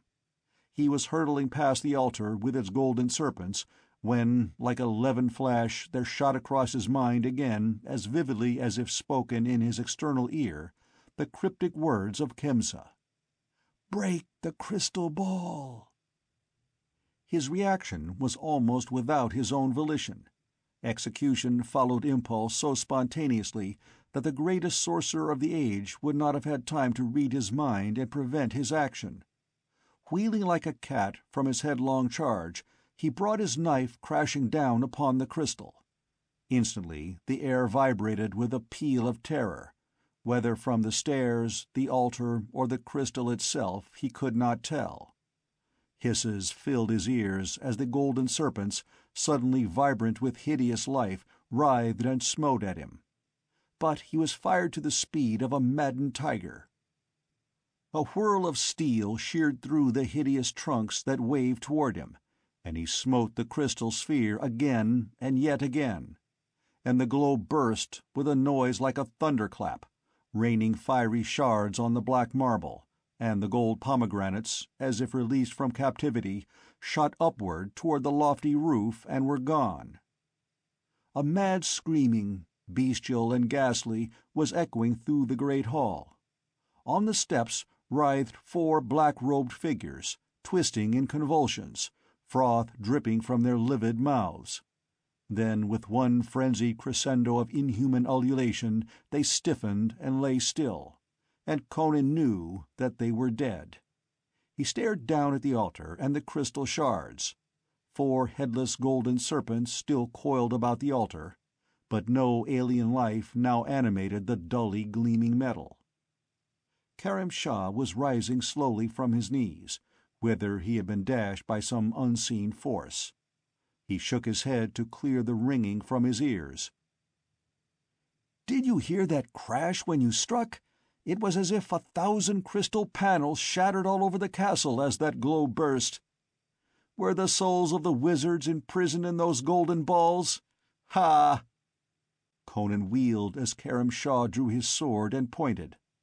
Another figure stood at the head of the stair. His robe, too, was black, but of richly embroidered velvet, and there was a velvet cap on his head. His face was calm and not unhandsome. "Who the devil are you?" demanded Conan, staring up at him, knife in hand. "I am the master of Yimsha." His voice was like the chime of a temple bell, but a note of cruel mirth ran through it. "Where is Yasmina?" demanded Karim Shah. The master laughed down at him. "What is that to you, dead man? Have you so quickly forgotten my strength, once lent to you, that you come armed against me, you poor fool? I think I will take your heart, Karim Shah." He held out his hand as if to receive something, and the Turanian cried out sharply, like a man in mortal agony. He reeled drunkenly, and then, with a splintering of bones, a rending of flesh and muscle, and a snapping of mail links, his breast burst outward with a shower of blood, and through the ghastly aperture something red and dripping shot through the air into the master's outstretched hand, as a bit of steel leaps to the magnet. The Turanian slumped to the floor and lay motionless, and the master laughed and hurled the object to fall before Conan's feet, a still quivering human heart. With a roar and a curse, Conan charged the stair. From Kimsa's girdle he felt strength and deathless hate flow into him to combat the terrible emanation of power that met him on the steps. The air filled with a shimmering steely haze through which he plunged like a swimmer, head lowered, left arm bent about his face, knife gripped low in his right hand. His half-blinded eyes, glaring over the crook of his elbow, made out the hated shape of the seer before and above him, the outline wavering as a reflection wavers in disturbed water. He was racked and torn by forces beyond his comprehension, but he felt a driving power outside and beyond his own lifting him inexorably upward and onward, despite the wizard's strength and his own agony. Now he had reached the head of the stairs, and the master's face floated in the steely haze before him, and a strange fear shadowed the inscrutable eyes. Conan waded through the mist as through a surf, and his knife lunged upward like a live thing. The keen point ripped the master's robe as he sprang back with a low cry. Then, before Conan's gaze, the wizard vanished, simply disappeared like a burst bubble, and something long and undulating darted up one of the smaller stairs that led up to the left and right from the landing. Conan charged after it, up the left-hand stair, uncertain as to just what he had seen whip up those steps, but in a berserk mood that drowned the nausea and horror whispering at the back of his consciousness. He plunged out into a broad corridor, whose uncarpeted floor and untapestried walls were of polished jade, and something long and swift whisked down the corridor ahead of him and into a curtained door. From within the chamber rose a scream of urgent terror. The sound lent wings to Conan's flying feet, and he hurtled through the curtains and headlong into the chamber within. A frightful scene met his glare. Yasmina cowered on the farther edge of a velvet-covered dais, screaming her loathing and horror, an arm lifted as if to ward off attack, while before her swayed the hideous head of a giant serpent, shining neck arching up from dark, gleaming coils. With a choked cry, Conan threw his knife. Instantly the monster whirled and was upon him like the rush of wind through tall grass.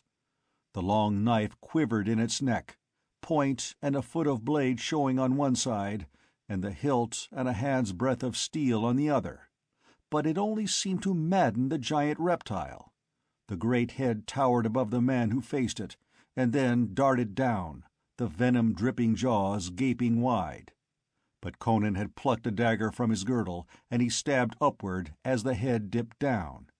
The point tore through the lower jaw and transfixed the upper, pinning them together.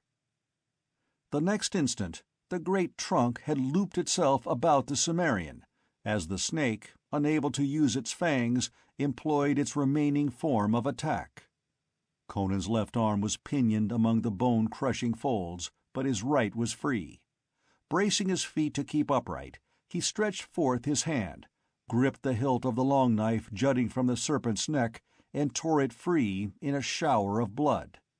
As if divining his purpose with more than bestial intelligence, the snake writhed and knotted, seeking to cast its loops about his right arm. But with the speed of light, the long knife rose and fell, shearing halfway through the reptile's giant trunk. Before he could strike again, the great pliant loops fell from him and the monster dragged itself across the floor, gushing blood from its ghastly wounds. Conan sprang after it, knife lifted, but his vicious swipe cut empty air as the serpent writhed away from him and struck its blunt nose against a paneled screen of sandalwood. One of the panels gave inward, and the long, bleeding barrel whipped through it and was gone. Conan instantly attacked the screen. A few blows rent it apart, and he glared into the dim alcove beyond. No horrific shape coiled there. There was blood on the marble floor, and bloody tracks led to a cryptic arched door. Those tracks were of a man's bare feet. "Conan!" He wheeled back into the chamber just in time to catch the Divi Avendia in his arms as she rushed across the room and threw herself upon him, catching him about the neck with a frantic clasp, half hysterical with terror and gratitude and relief. His wild blood had been stirred to its uttermost by all that had passed. He caught her to him in a grasp that would have made her wince at another time, and crushed her lips with his. She made no resistance. The Divi was drowned in the elemental woman. She closed her eyes and drank in his fierce, hot, lawless kisses with all the abandon of passionate thirst. She was panting with his violence when he ceased for breath, and glared down at her lying limp in his mighty arms. "I knew you'd come for me," she murmured. "You would not leave me in this den of devils." At her words, recollection of their environment came to him suddenly. He lifted his head and listened intently. Silence reigned over the castle of Yimsha, but it was a silence impregnated with menace. Peril crouched in every corner, leered invisibly from every hanging. "We'd better go while we can," he muttered. "Those cuts were enough to kill any common beast, or man, but a wizard has a dozen lives. Wound one, and he writhes away like a crippled snake to soak up fresh venom from some source of sorcery." He picked up the girl, and carrying her in his arms like a child, he strode out into the gleaming jade corridor and down the stairs, nerves tautly alert for any sign or sound. "I met the Master," she whispered, clinging to him and shuddering. "He worked his spells on me to break my will. The most awful thing was a mouldering corpse which seized me in its arms. I fainted then, and lay as one dead, I do not know how long. Shortly after I regained consciousness, I heard sounds of strife below and cries, and then that snake came slithering through the curtains. Ah!" She shook at the memory of that horror. "I knew somehow that it was not an illusion, but a real serpent that sought my life." "It was not a shadow, at least," answered Conan cryptically. "He knew he was beaten, and chose to slay you rather than let you be rescued." "What do you mean, he?" she asked uneasily, and then shrank against him, crying out, and forgetting her question. She had seen the corpses at the foot of the stairs. Those of the seers were not good to look at. As they lay twisted and contorted, their hands and feet were exposed to view, and at the sight Yasmina went livid and hid her face against Conan's powerful shoulder. Chapter 10. Yasmina and Conan. Conan passed through the hall quickly enough, traversed the outer chamber, and approached the door that led upon the gallery. Then he saw the floor sprinkled with tiny, glittering shards. The crystal sheet that had covered the doorway had been shivered to bits, and he remembered the crash that had accompanied the shattering of the crystal globe. He believed that every piece of crystal in the castle had broken at that instant, and some dim instinct or memory of esoteric lore vaguely suggested the truth of the monstrous connection between the Lords of the Black Circle and the golden pomegranates. He felt the short hair bristle chilly at the back of his neck, and put the matter hastily out of his mind. He breathed a deep sigh of relief as he stepped out upon the green jade gallery. There was still the gorge to cross, but at least he could see the white peaks glistening in the sun, and the long slopes falling away into the distant blue hazes. The Irakzai lay where he had fallen, an ugly blotch on the glassy smoothness. As Conan strode down the winding path, he was surprised to note the position of the sun. It had not yet passed its zenith, and yet it seemed to him that hours had passed since he plunged into the castle of the Black Seers. He felt an urge to hasten, not a mere blind panic, but an instinct of peril growing behind his back. He said nothing to Yasmina, and she seemed content to nestle her dark head against his arching breast, and find security in the clasp of his iron arms. He paused an instant on the brink of the chasm, frowning down. The haze which danced in the gorge was no longer rose-hued and sparkling. It was smoky, dim, ghostly, like the live tide that flickered thinly in a wounded man. The thought came vaguely to Conan that the spells of magicians were more closely bound to their personal beings than were the actions of common men to the actors. But far below, the floor shone like tarnished silver, and the gold threads sparkled undimmed. Conan shifted Yasmina across his shoulder, where she lay docilely, and began the descent. Hurriedly he descended the ramp, and hurriedly he fled across the echoing floor. He had a conviction that they were racing with time, that their chances of survival depended upon crossing that gorge of horrors before the wounded master of the castle should regain enough power to loose some other doom upon them. When he toiled up the farther ramp and came out upon the crest, he breathed a gusty sigh of relief and stood Yasmina upon her feet. "You walk from here," he told her. "It's downhill all the way." She stole a glance at the gleaming pyramid across the chasm. It reared up against the snowy slope like the citadel of silence and immemorial evil. "Are you a magician, that you have conquered the Black Seers of Yimsha, Conan of Gore?" she asked, as they went down the path, with his heavy arm about her supple waist. "It was a girdle Khemsa gave me before he died," Conan answered. "Yes, I found him on the trail.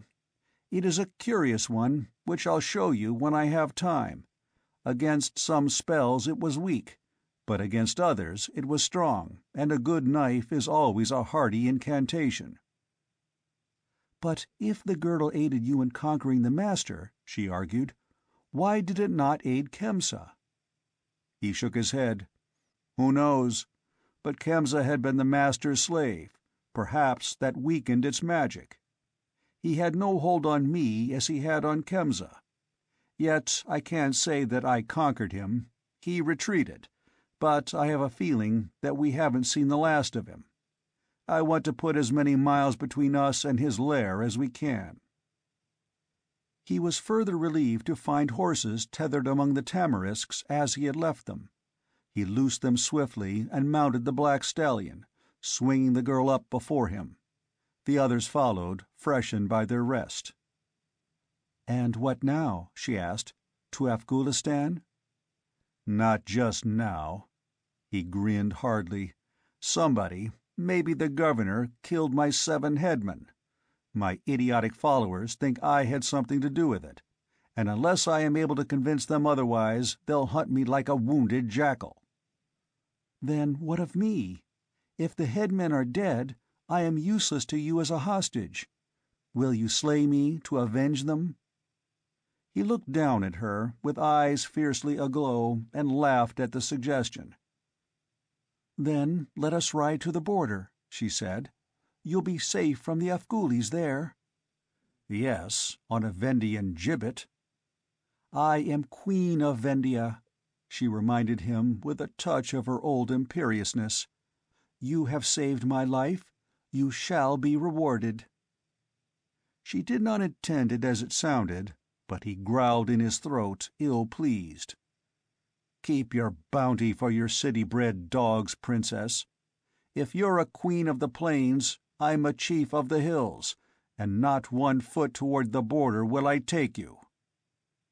"But you would be safe," she began bewilderedly.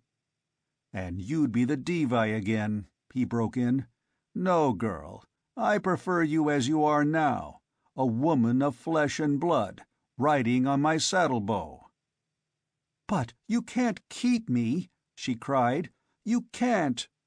"Watch and see," he advised grimly. "But I will pay you a vast ransom." "Devil take your ransom," he answered roughly, his arms hardening about her supple figure. "The kingdom of Vendia could give me nothing I desire half so much as I desire you. I took you at the risk of my neck.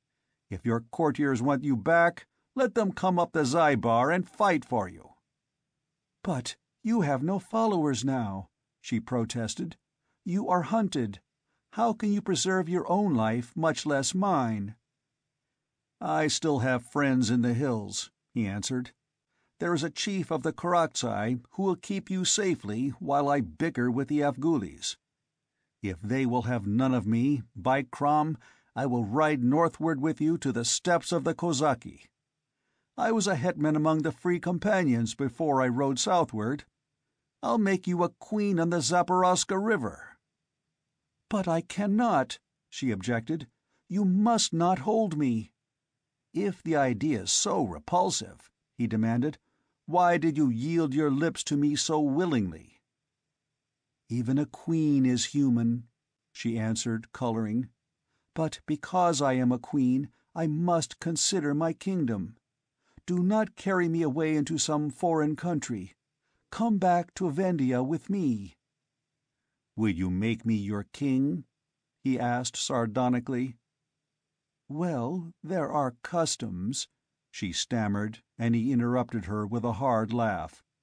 "Yes, civilized customs that won't let you do as you wish. You'll marry some withered old king of the plains, and I can go my way with only the memory of a few kisses snatched from your lips. Ha!" "But I must return to my kingdom," she repeated helplessly. "Why?" he demanded angrily. "To chafe your rump on gold thrones, and listen to the plaudits of smirking, velvet-skirted fools? Where is the gain? Listen, I was born in the Cimmerian hills where the people are all barbarians. I have been a mercenary soldier, a corsair, a Cossack, and 100 other things. What king has roamed the countries, fought the battles, loved the women, and won the plunder that I have? I came into Gulistan to raise a horde and plunder the kingdoms to the south, your own among them. Being chief of the Afghulis was only a start. If I can conciliate them, I'll have a dozen tribes following me within a year. But if I can't, I'll ride back to the steppes and loot the Turanian borders with the Kozaki. And you'll go with me. To the devil with your kingdom, they fended for themselves before you were born." She lay in his arms looking up at him, and she felt a tug at her spirit, a lawless, reckless urge that matched his own, and was by it called into being. But 1,000 generations of sovereignship rode heavily upon her. "I can't, she repeated helplessly. "You haven't any choice," he assured her.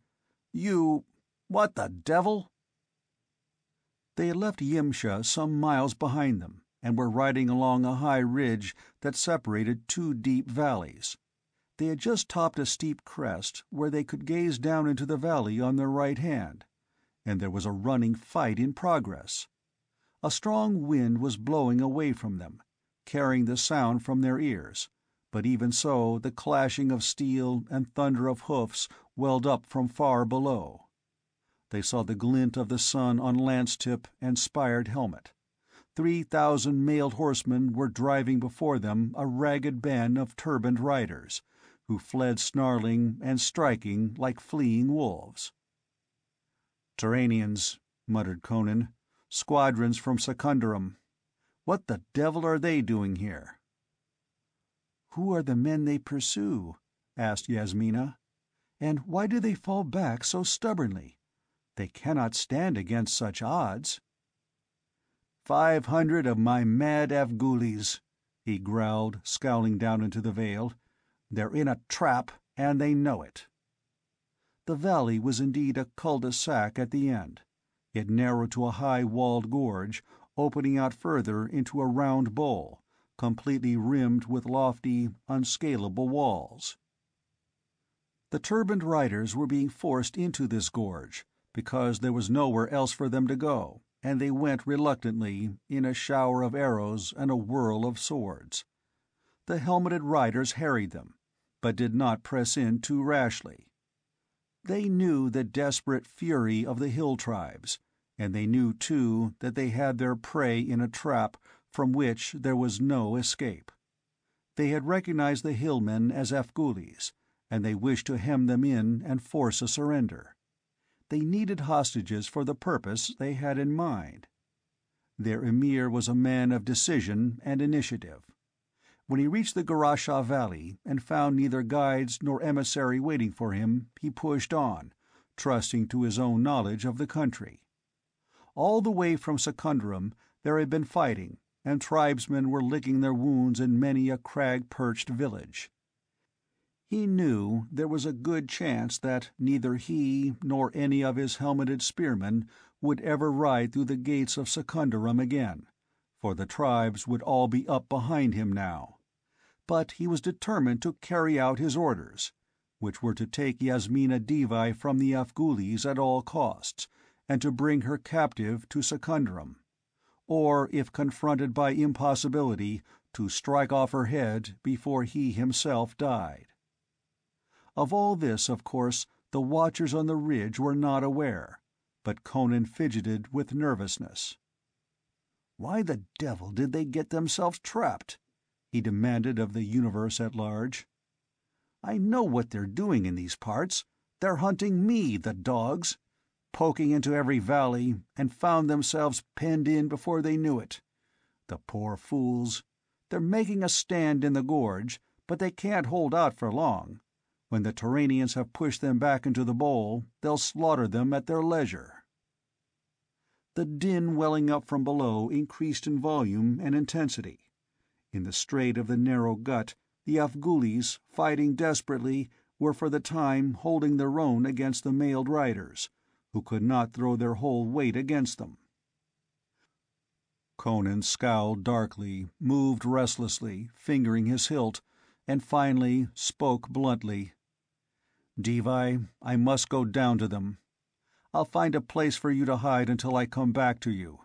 You spoke of your kingdom.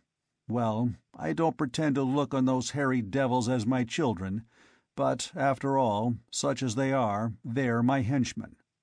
A chief should never desert his followers, even if they desert him first. They think they were right in kicking me out. Hell, I won't be cast off. I'm still chief of the Afghulis, and I'll prove it. I can climb down on foot into the gorge."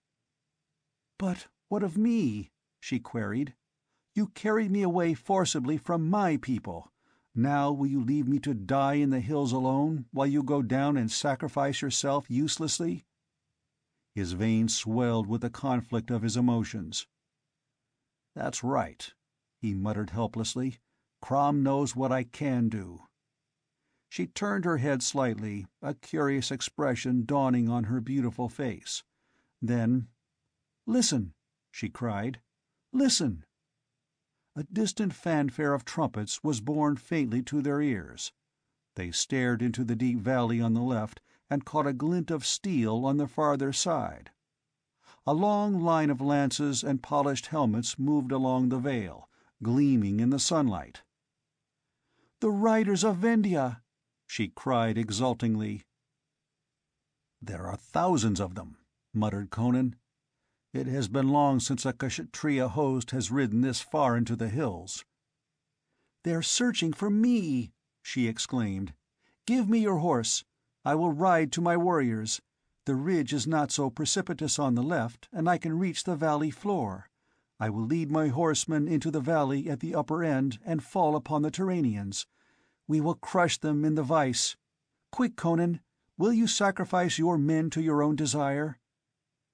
The burning hunger of the steppes and the wintry forests glared out of his eyes, but he shook his head and swung off the stallion, placing the reins in her hands. "You win," he grunted. "Ride like the devil." She wheeled away down the left-hand slope, and he ran swiftly along the ridge until he reached the long, ragged cleft that was the defile in which the fight raged. Down the rugged wall he scrambled like an ape, clinging to projections and crevices, to fall at last, feet first, into the melee that raged in the mouth of the gorge. Blades were whickering and clanging about him, horses rearing and stamping, helmet plumes nodding among turbans that were stained crimson. As he hit, he yelled like a wolf, caught a gold-worked rein, and, dodging the sweep of a scimitar, drove his long knife upward through the rider's vitals. In another instant he was in the saddle, yelling ferocious orders to the Afghulis. They stared at him stupidly for an instant. Then, as they saw the havoc his steel was wreaking among their enemies, they fell to their work again, accepting him without comment. In that inferno of licking blades and spurting blood, there was no time to ask or answer questions. The riders in their spired helmets and gold-worked hauberks swarmed about the gorge-mouth, thrusting and slashing, and the narrow defile was packed and jammed with horses and men, the warriors crushed breast to breast, stabbing with shortened blades, slashing murderously when there was an instant's room to swing a sword. When a man went down, he did not get up from beneath the stamping, swirling hoofs. Weight and sheer strength counted heavily there, and the chief of the Afghulis did the work of 10. At such times accustomed habits sway men strongly, and the warriors, who were used to seeing Conan in their vanguard, were heartened mightily, despite their distrust of him. But superior numbers counted too. The pressure of the men behind forced the horsemen of Turan deeper and deeper into the gorge, in the teeth of the flickering tulwars. Foot by foot the Afghulis were shoved back, leaving the defile floor carpeted with dead, on which the riders trampled. As he hacked and smote like a man possessed, Conan had time for some chilling doubts. Would Yasmina keep her word? She had but to join her warriors, turn southward and leave him and his band to perish. But at last, after what seemed centuries of desperate battling, In the valley outside there rose another sound above the clash of steel and yells of slaughter. And then, with a burst of trumpets that shook the walls, the rushing thunder of hoofs, 5,000 riders of Vendia smote the hosts of Secunderam. That stroke split the Turanian squadrons asunder, shattered, tore and rent them, and scattered their fragments all over the valley. In an instant the surge had ebbed back out of the gorge. There was a chaotic, confused swirl of fighting, horsemen wheeling and smiting singly and in clusters. And then the Emir went down with a Kshatra lance through his breast, and the riders in their spired helmets turned their horses down the valley, spurring like mad and seeking to slash a way through the swarms which had come upon them from the rear. As they scattered in flight, the conqueror scattered in pursuit, and all across the valley floor and up the slopes near the mouth and over the crests streamed the fugitives and the pursuers. The Afghulis, those left to ride, rushed out of the gorge and joined in the harrying of their foes, accepting the unexpected alliance as unquestioningly as they had accepted the return of their repudiated chief. The sun was sinking toward the distant crags when Conan, his garments hacked to tatters and the mail under them reeking and clotted with blood, his knife dripping and crusted to the hilt, strode over the corpses to where Yasmina Devi sat her horse among her nobles on the crest of the ridge, near a lofty precipice. "You kept your word, Devi," he roared. "By Crom, though, I had some bad seconds down in that gorge. Look out!" Down from the sky swooped a vulture of tremendous size, with a thunder of wings that knocked men sprawling from their horses. The scimitar-like beak was slashing for the Devi's soft neck, but Conan was quicker. A short run, a tigerish leap, the savage thrust of a dripping knife, and the vulture voiced a horrible human cry, pitched sideways, and went tumbling down the cliffs to the rocks and river 1,000 feet below.